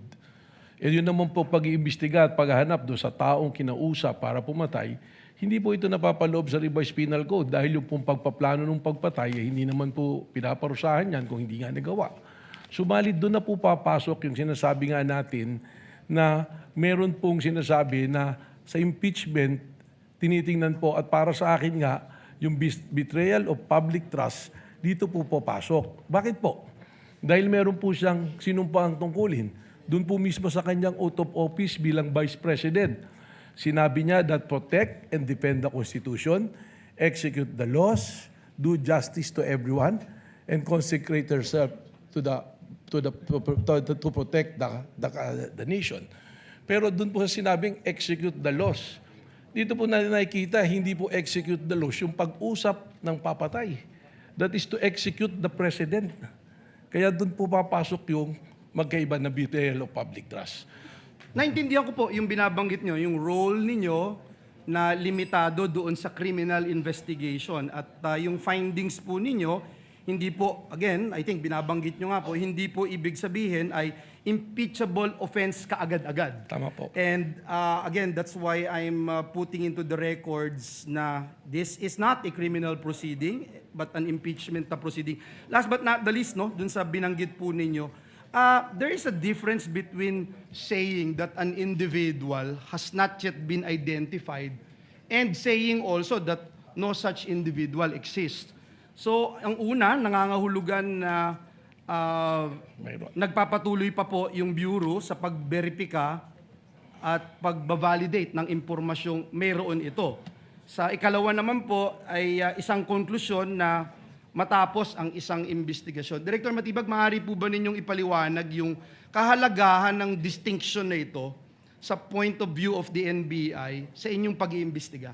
Doon na po natin inihiwalay. Before the witness answers, kindly wind up after that question, Senator Judge Joel. Witness may answer? Yes. Doon nga po natin inihiwalay yung investigasyon na nangyari doon sa grave threat at inciting to sedition. Pumasok na po tayo doon sa pag-iimbestiga kung saan hinahanap natin yung kinausap. At bakit po tayo naniniwala na may kinausap? Sapagkat doon sa pronouncement po mismo ng Vice Presidente na may kinausap siya at pumayag. Ang naging basehan nga po dito, yung aking pong testimonya kanina na yung 5-point field po na pinagbabasihan ng National Threat Assessment Center na ginagamit po ng Secret Service po ng Amerika. Okay po. Siguro hilingin ko na lang, Mr. Presiding Officer, at sa ating witness, kung matapos po yung inyong ongoing at sinasabi niyo nga pong continuing investigation, ay ma-inform lang din po ang korting ito. Maraming salamat, Your Honors, Mr. Presiding Thank you, Senator Judge Villanueva. Senator Judge Tulfo Raffy is recognized for his interjections and interventions. You have 2 minutes, sir, for your questions. You may proceed when you're ready. Mr. Witness, are you familiar with the case of Ronel Mas? Opo, napanood ko po yan. At that time, hindi pa kayong NBI Director or not connected to NBI whatsoever. So, tell us briefly dito sa kaso ni Ronel Mas. Sa pagkaalala ko po rito, itong si Ronel Mas ay isang guro na kung saan siya ay nagsabi na kung sino ang papatay sa dating Pangulong Rodrigo Duterte, ay papabiyaan niya ng 50 million. At sa pagkakaalala ko po, ang National Bureau of Investigation rin po ang tumugis at tumuli sa kanya, particularly po ang aming pong opisina sa Region 1. At siya po ay kinasuhan po ng pagbabanta at itinuring po na ang threat niya isang malaking threat po. Hindi lamang sa dating Pangulo, kundi po sa ating pong national security. In other words, pinalin siya ng case ng inciting to sedition. And he was arrested warrantless. It was a warrantless arrest, right? Tama po. Okay, so isang guro nagbanta sa dating Pangulo, agad-agad inaresto ng walang warrant. Now, Itong yung VP Sara, si Vice President Sara Duterte, na nagbanta rin kay Pangulong Duterte at kay Pangulong Marcos. Anong difference ng dalawa? Well, ang pagkakaiba po nila, itong si Renema sa isang guro, si Vice President, isa naman pong Vice President, at siguro po ito ang naging konsiderasyon kung bakit hindi siya inaresto agad. So, ibig sabihin ng NBI pala ay tumitingin sa tinatawag na special treatment. I cannot So, ibig speak. sabihin hindi pala patas sa NBI. Bakit nung panahon ni Pangulong Duterte, isang guro na nagsabi may patong sa ulo na 50 million si dating Pangulong Duterte, kung sino man makapagpapatay sa kanya, agad-agad inaresto na walang warrant of arrest. And then ito naman si VP Sara na sabi nyo, allegedly nagbigay ng death threat against President Marcos at hindi inaresto. I cannot speak for the NBI at that time, Your Honor, sapagkat yung mga pangyayari pong yan, wala naman ako sa NBI pa po. Subalit, ang maaari ko pong ibahagi sa inyo, ipamarapatin po ninyo, ayun na nga pong aking pakikipagtalastasan sa aming pong mga foreign counterparts na akin din napag-aralan at sinasabi nila na sa kanilang jurisdiction, kung merong isang pagbabanta na ginawa ng Vice Presidente, ay maaaring agad na ikulong at matanggal kaagad po sa pwesto. Pero again, respectfully, I cannot speak for the NBI noon po at saka yung pangyayari po noon po. Okay, ano ibig sabihin po ni, para sa inyo, Mayor Baste, nung sinabi niya sa isang Rage Coalition gathering, isang ulo lang naman ang kailangan namin at ang ulo ni BBM or Bongbong Marcos. What does it mean to you? Well, kagaya po ng aking naging testimonya, itrinato po namin ito na isang threat sa isang banta sa ating Pangulo that transcends also to a threat to our national security. So is it the same as saying may patong sa ulo ang isang tao, like a reward, whoever can capture this person, dead or alive or something to that effect? It could be that way or it can be in many ways, pero ang sa amin po, ang namin naging interpretasyon nga dyan, isinama po namin ito sa maraming banta sa seguridad ng ating Pangulo at sa seguridad po ng ating So again, bansa. kung tinuturing yung threat, itong salita na binitiwan ni Baste or Mayor Baste Duterte against President Bongbong Marcos, anong difference niyan dun sa binigay naman na threat ni yung teacher na si Ronel Mas kay dating Pangulong Duterte? Yung pong naging banta ni Mayor Basti Duterte ay pinasok po natin sa mas mahaba pang pagsusuri, kaya po isinama natin ito po doon sa ating continuing threat assessment po. So why was he not arrested?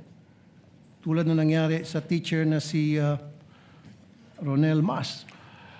Ang warrantless arrest po kasi, kagaya na nangyari kay Ronel Mas dahil naging warrantless of arrest, siya po ay na-dismiss ang kaso. So yan din po yung iniingatan namin na kung kami ay gagawa ng warrantless arrest, ay maaari pong ma-dismiss ang kaso. Ngayon po, kasama po yan sa case build-up namin na maaaring magdulot po ng pagpapile po ng nararapat po ng kaso. Thank you, Mr. Witness. Thank you, Senator Judge Raffy Tulfo. Senator Judge Risa Hontiveros is recognized. You may proceed, ma'am, when you're ready, and you have 2 minutes. Salamat po, Mr. Presiding Officer.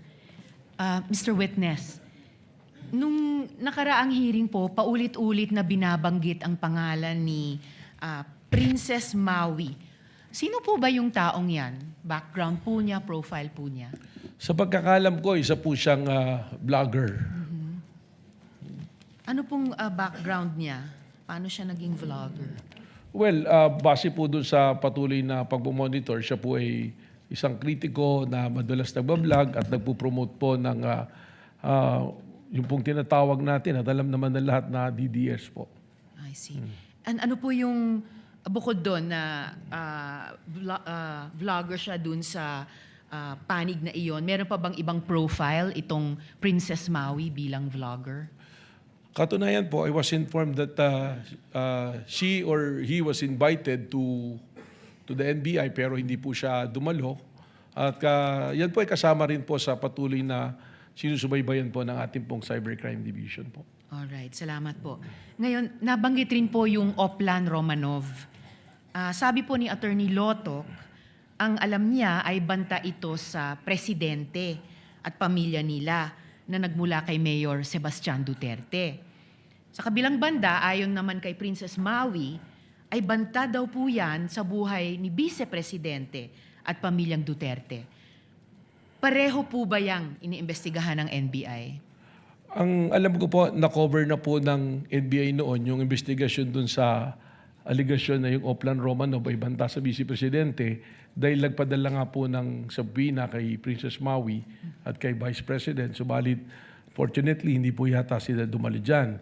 Pero nung yan po aming sinusuri din, yung binabanggit nyo po na Romanov, I think that was the January 18, 2024 na pahayag po ni Mayor Baste Duterte na kung saan na sinabi niya, let me tell you this, Mr. Bongbong Marcos, hindi ko lang po man yung exact words, but I remember that before you go to sleep, remember the Romanovs and the Mussolinis and what happened to the Marcos family in 1986. Yung po yung nakita natin na isa na naglilink po dyan sa Romanov. Kaya recently, narinig ko rin po yung dating director na sinasabi niya ng Oplan Romanov ay tunay na banta sa pamilya ng mga Marcoses at hindi po kay Vice President Sara Duterte. So, base po sa investigasyon ng NBI, ang Oplan Romanov po ba ay banta nga sa buhay ng presidente o sa buhay ng Vice Presidente? Your Honor, yan po ay kasama pa rin sa aming tinutukoy po ngayon. Kaya po meron kaming task force, kasama po yan sa aming continuing na surveillance at active investigation po. Alright. May actionable intelligence po ba ang NBI na posibleng patuloy pa rin ang panganib sa buhay ng presidente dun sa linyang iyon ng inyong investigasyon? Tama po yan, sapagkat binanggit ko nga po kanina yung ginagamit sa National Threat Assessment Center po ng Secret Service ng Amerika, ay pumapasok po doon yung mga obserbasyon na yan. At katunayan po, lalo pang lumawig o lumawak yung mga banta sa presidente, namin pong namomonitor. Pati po mga ordinaryong tao ngayon, ay napakadali po na magbigay ng banta. At para sa amin po, hindi lang naman po yung banta sa ating Pangulo ang aming binabantayan, kundi yung pong bantayan natin ang kaligtasan ng ating mga kababayan at isiguraduhin natin na ang democratic process po ay umiiral sa atin base sa atin pong konstitusyon po. At sa kabilang banda naman po, may actionable intelligence din po ba ang NBI na may totoong banta sa buhay naman ng Vice Presidente? Sa ngayon po, hindi po namin tinitingnan kung totoong may actionable intel. Pero base po sa aming mandato, kasama po sa mandato namin na proteksyonan po ang seguridad ng Pangulo, ng Vice Presidente, ng Senate President, ng Speaker of the House at Chief Justice. Kaya kung wala man pong task force, tuloy-tuloy naman po ang aming pong pagpamonitor dito.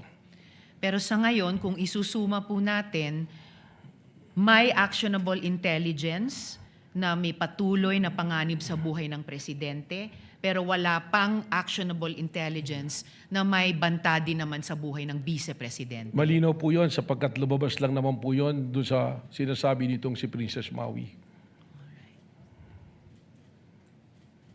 Salamat po, Mr. Witness. Salamat po, Mr. Presiding Officer. Thank you, Senator Judge Risa Hontiveros. Next to interject and make his interventions would be our Senate President, Sherwin Gatchalian. He is recognized. You have 2 minutes, sir. You may proceed when you're ready. Maraming salamat, Mr. Presiding Officer. Tama po ba, Director Matibag, na after 1 year and 8 months, wala pang nakikitang NBI na nakontratang papatay? Wala po pong specific na personalidad. Wala pang specific na nakikita. Apo. Pero kanina narinig ko sa inyong testimonya na may sinabi kayong hindi banta, kundi isang plano talaga. So may plano. Yun po ang base sa mismong pahayag ng ating pong Vice Presidente na siya ay may kinausap at yung kinausap niya ay pumayag para patayin po ang mga taong nabanggit. Para sa akin po, this is actually a public confession na dahil sa sinabi niyang ito, nalagay po sa alanganin hindi lamang po ang seguridad ng presidente, kundi po ang ating pambansang seguridad. Sino ang kaplano niya?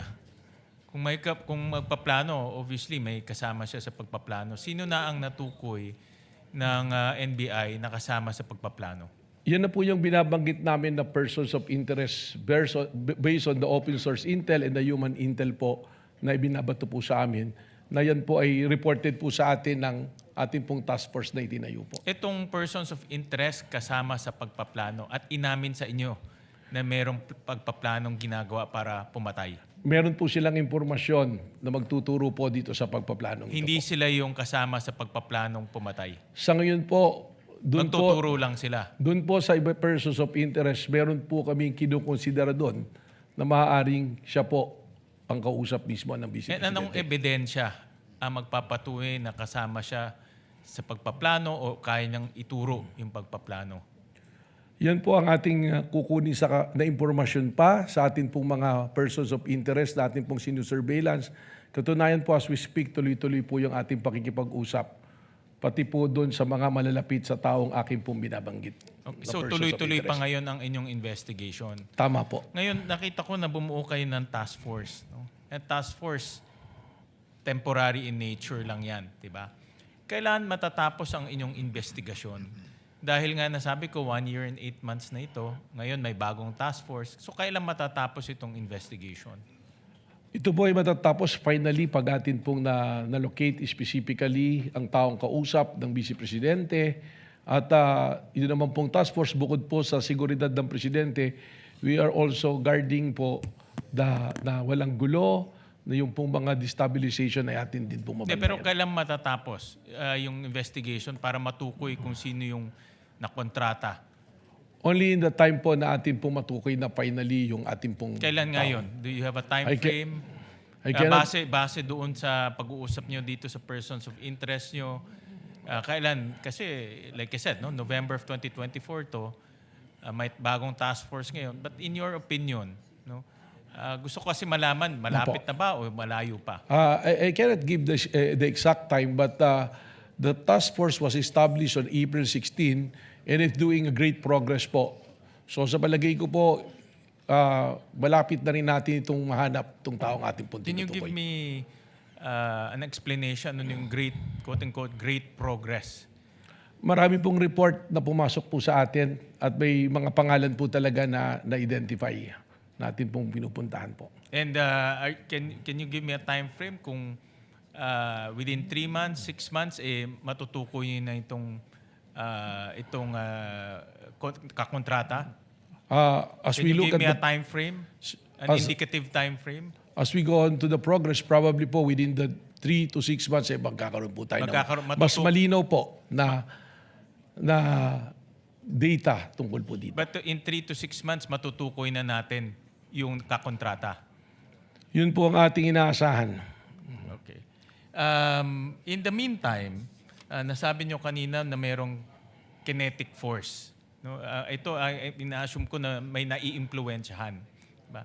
Sino na ho ang nakausap nyo na na-impluwensyahan tungkol dito sa mga sinasabi nitong mga sinasabi ng Vice President at yung iba pa? May mga ilan na po kaming pinuntahan at katunayan, may ilan na po kaming sinampahan na rin ng mga kaso at yung pong mga nagbanta through social media ay atin na rin pong nakausap. At yung iba naman po ay sa ngayon ay kasalukuyang humaharap po sa investigasyon po. So, last question. So itong dahil sa kanilang pananalita, nagkaroon ng kinetic force at na-influensyahan ito. At base sa inyong, paano nyo nasabi na influensyahan itong mga taong ito? Kagaya po nung aming mga nakausap, malinaw din po that they're always targeting the head of the president.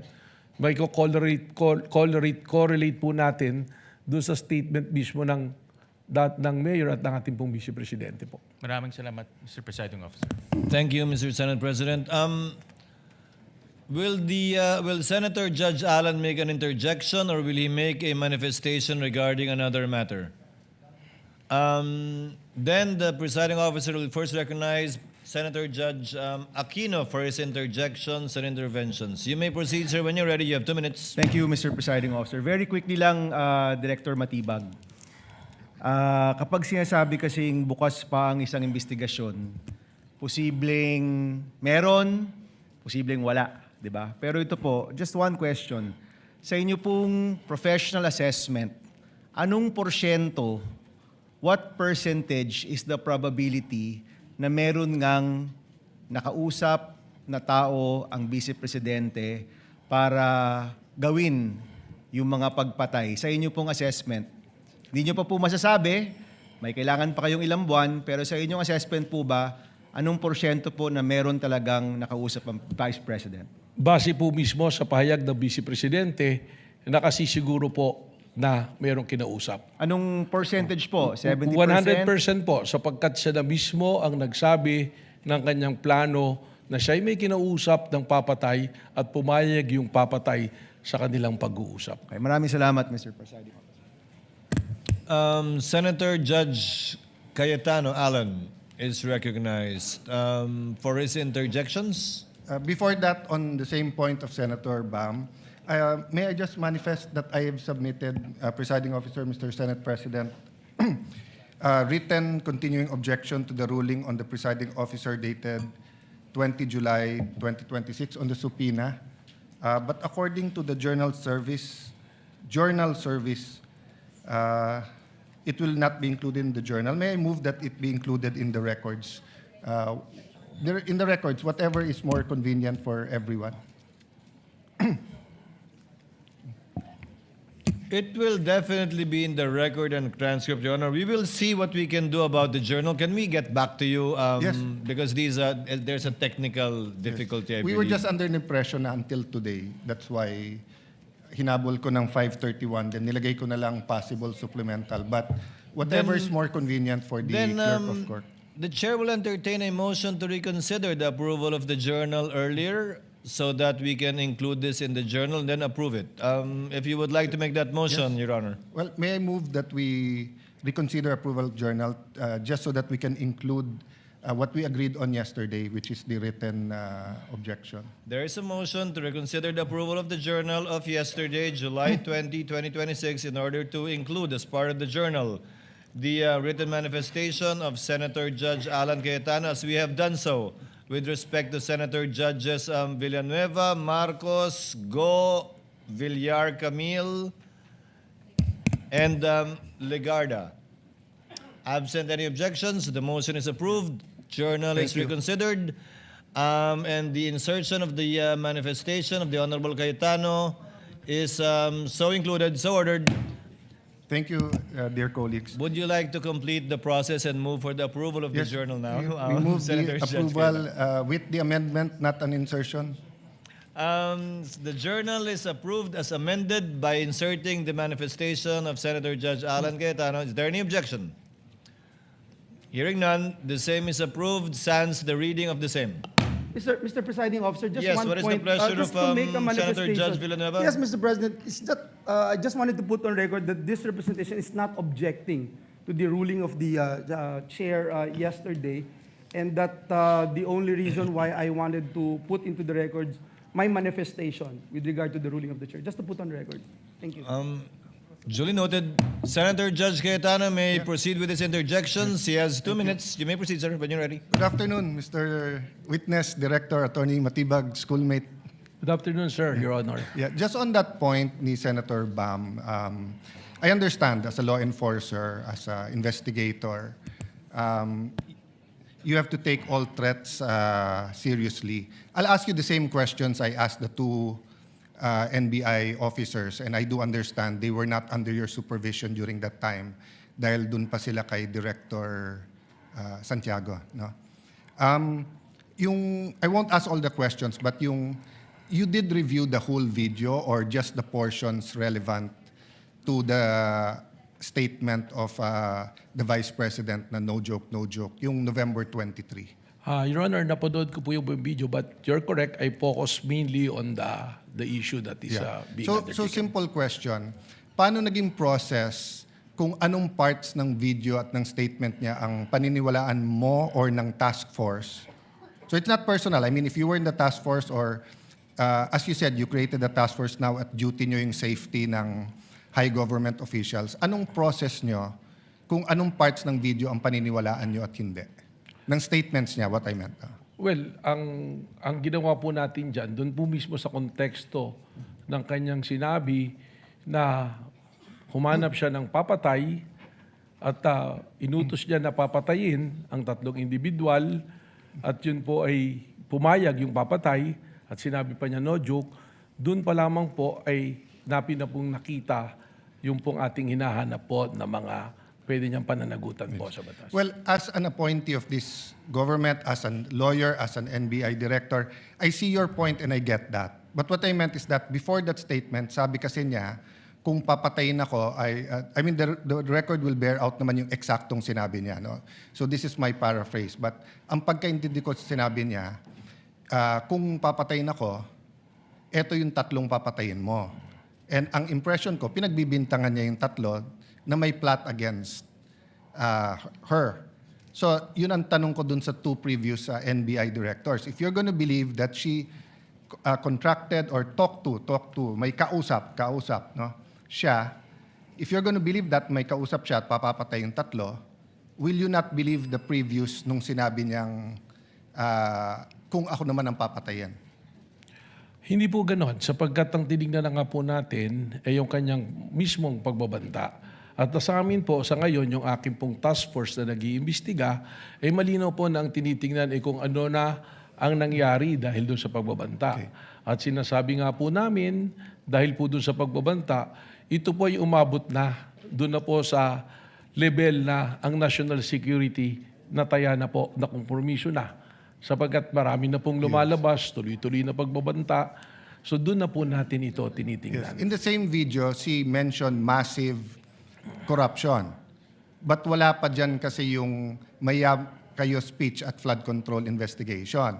So, same question, Director. Naintindihan ko, yun yung pinaniwalaan nyo. May kausap siya, no joke, no joke. Pero ang question ko, paano yung proseso nyo or anong naging thinking nyo na etong papapatay yung presidente, pinaniniwalaan ko, pero etong siya ang papatayin, hindi ko paniniwalaan, at etong graft and corruption, hindi ko rin paniniwalaan. What's the process there? Well, ang proseso po dyan ay tinignan naman natin doon po sa pagbabanta niya, kung sa grave threat po yung pag-uusapan natin, alam naman po natin na yung threat na yan is absolute dahil nandoon naman po yung elemento eh. Doon naman po sa sinasabi namin na tuloy-tuloy na pag-iimbestiga dahil ito nga po ay umabot na sa level lang na naapektuhan ng national security, we take into context yung mismong sinabi niya na meron siyang kinausap at yung kanyang kinausap ay pumayag. Yung po kanyang sinasabi na kung papatayin ako, that is supposed to be na statement niya sa aming pong pananaw just to cover yung kanyang pagsasabi na siya'y may kinausap para patayin ang ating Pangulo. Okay, I won't argue with you, yun yung proseso nyo. But in the meantime, there were 3 statements, massive corruption, kung papatayin siya, patayin. So, focusing dun sa patayin yung 3 kung papatayin siya, in the meantime, tumutuo yung yung massive corruption lumabas afterwards, di ba?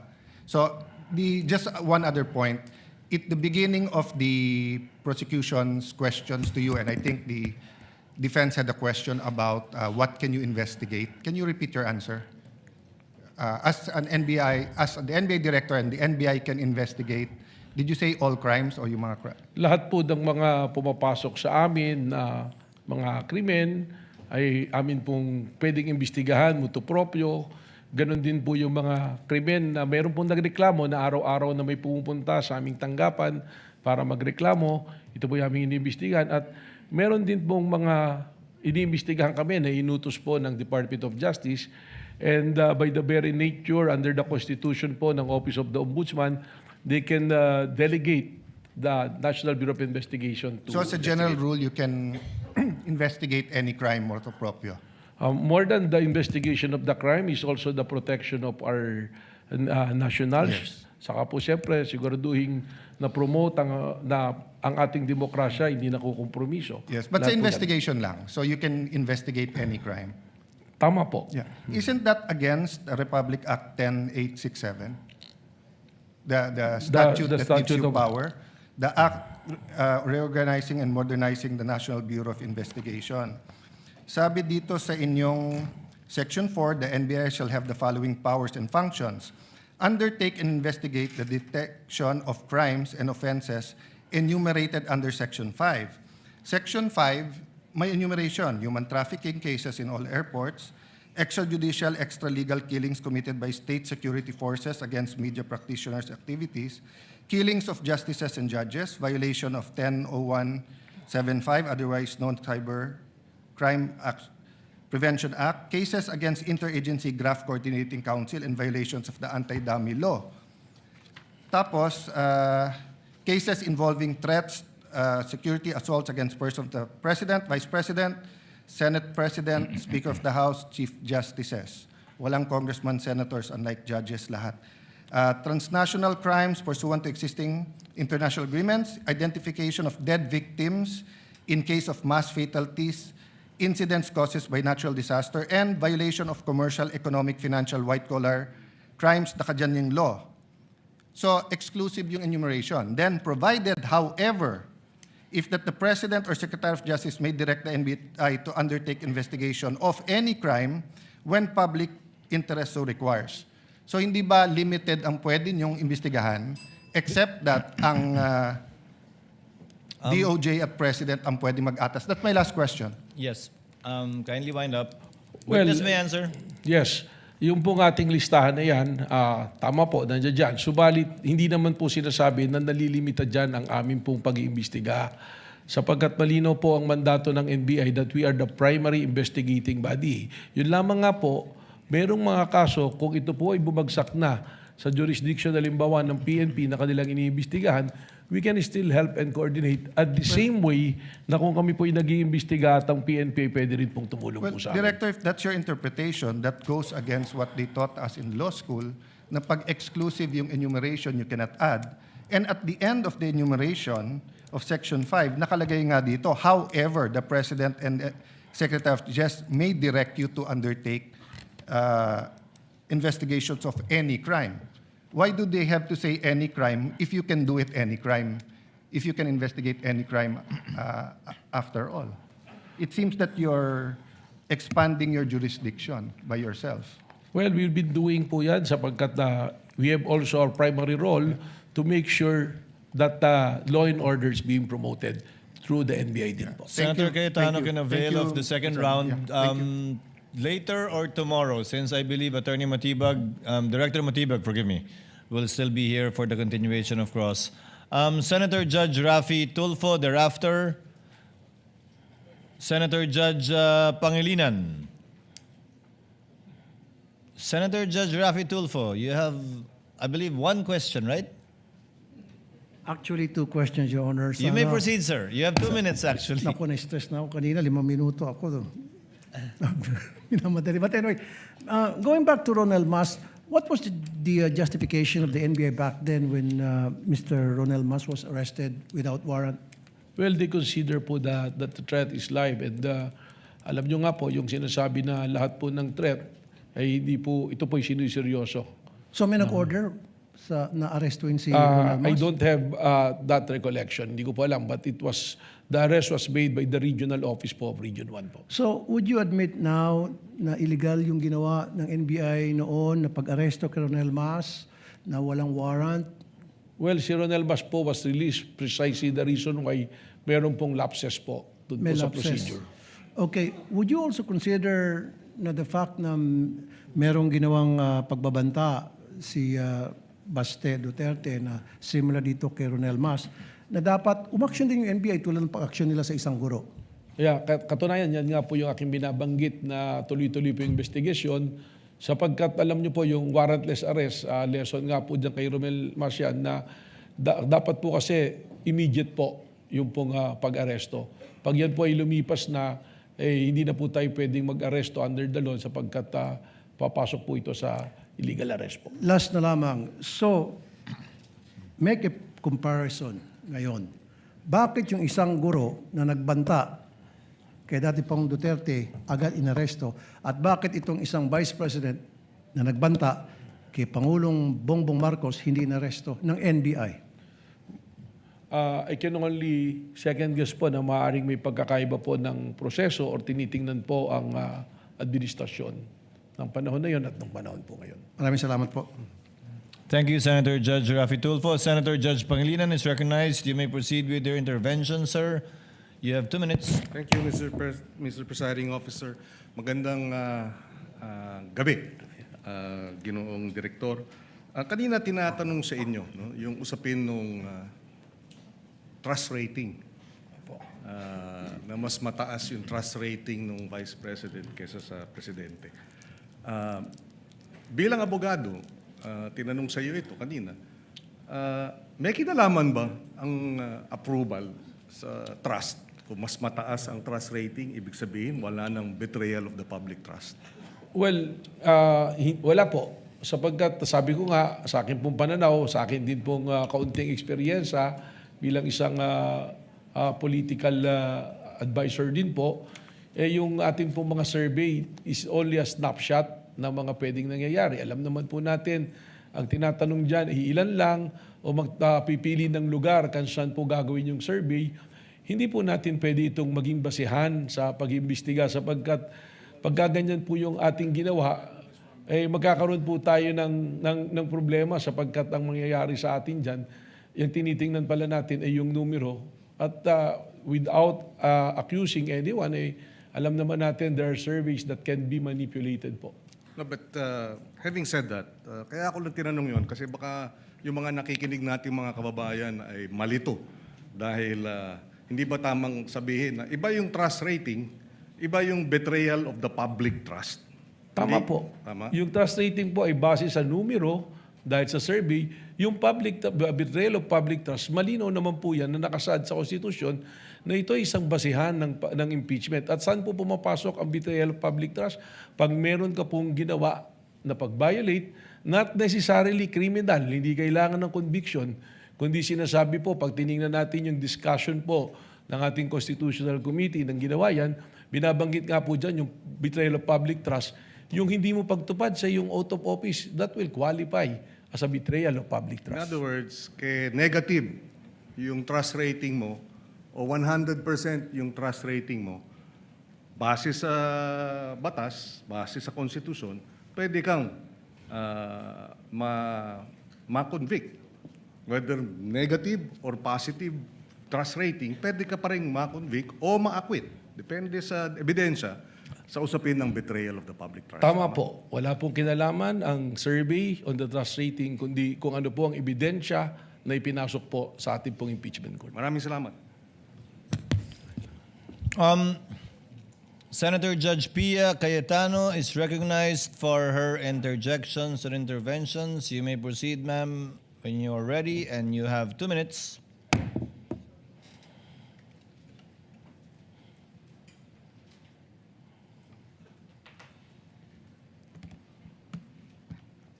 For the prosecution,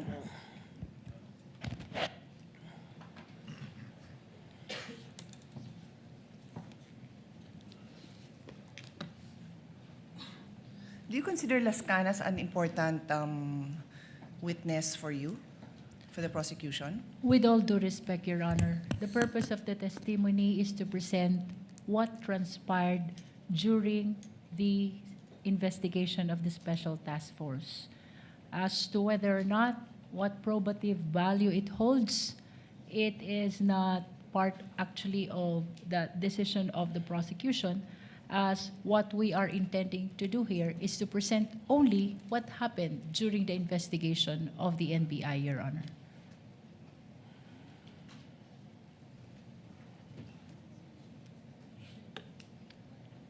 Mr. Presiding Officer, the rules of evidence are very clear.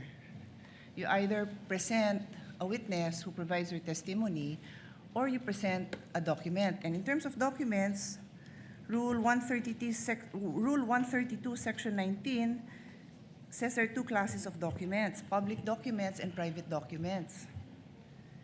Included in public documents are documents acknowledged before a notary public. Yung pinakitang document is not acknowledged by a notary public. Pwede naman din ang private documents, that's the other class. If it can be shown and authenticated in any of the following manner. The person saw the document executed or written. Nakita ba ng witness mo na sinulat yon? Nakita ba niya? Your Honor, we can... No, please answer my question. No, Your Honor. The next manner of authenticating by evidence of the genuineness of the signature or handwriting of the maker. The defense said ni walang original signature doon. Do you disagree with that? We don't, Your Honor. Okay, and the third, by other evidence showing its due execution and authenticity, did you provide? No, Your Honor. Okay, so simple lang, Mr. Presiding Officer. They're trying to prove something by showing a document that any law student, even yung mga kababayan natin na nakikinig na ngayon na ang dami ng alam sa procedure, will tell you na hindi acceptable yon. And with all due respect, katulad din nung kahapon na humingi ako ng payo sa inyo, again, I will not name names, we had a discussion in caucus na you cannot unsee what you see. You cannot unhear what you hear. So pinalabas yun. Wala akong problema na palabasin yun, pero do your job and present the proper witness and the proper documentation to do that. Do your job. I'm addressing this, Mr. Presiding Officer, to us as a body. Kasi hindi tama yun. Magdidesisyon tayo, you warn us, pero pinabayaan natin na makita yun. Minamarkahan pa, submarkings. What's the purpose of all that? May I respond, Your Honor? Not really. I don't believe because there I was a already question. answered. I already asked you the questions, and you had a chance to respond. Yes. There was no question posed, or I was There's none, yes. telling the lead prosecutor. I move to my next point, Mr. Presiding Officer. Our jurisprudence is very clear, no? A witness must be competent and credible. Di ko na babasahin lahat yung jurisprudence natin dyan dahil kompleto na yung record natin dyan. But there is also also included in our rules, Rule 132 on the rules of evidence, and I'll read it. A witness may be impeached by the party against whom he or she was called by contradictory evidence, by evidence that his or her general reputation for truth, honesty, or integrity is bad, or by evidence that he or she has made at other times statements inconsistent with his or her present testimony. So this is the rules, no? Siguro we can, well, I'm reading the rules, so we can take notice of this, that this is what our rules say, and I don't think anyone will contradict that. Again, there are lots of cases supporting this. So,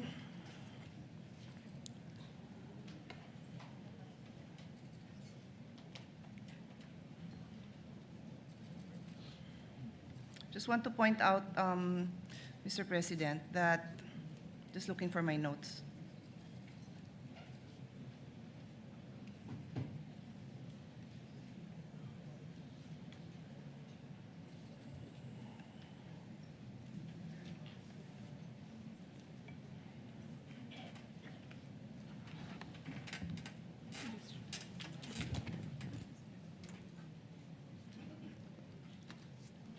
Sorry, with the indulgences of the body, I'm just looking for my notes because I want to be accurate in my, the next statement that I'm going to read into the record.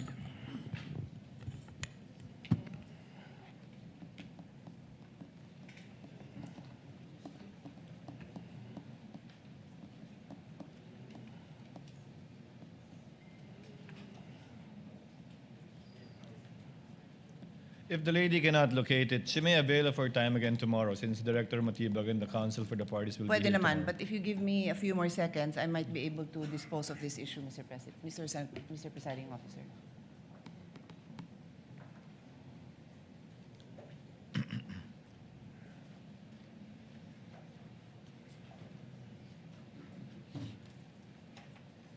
Okay, I won't delay I can paraphrase it, but I think it would be best if I look at the records, so I will just avail.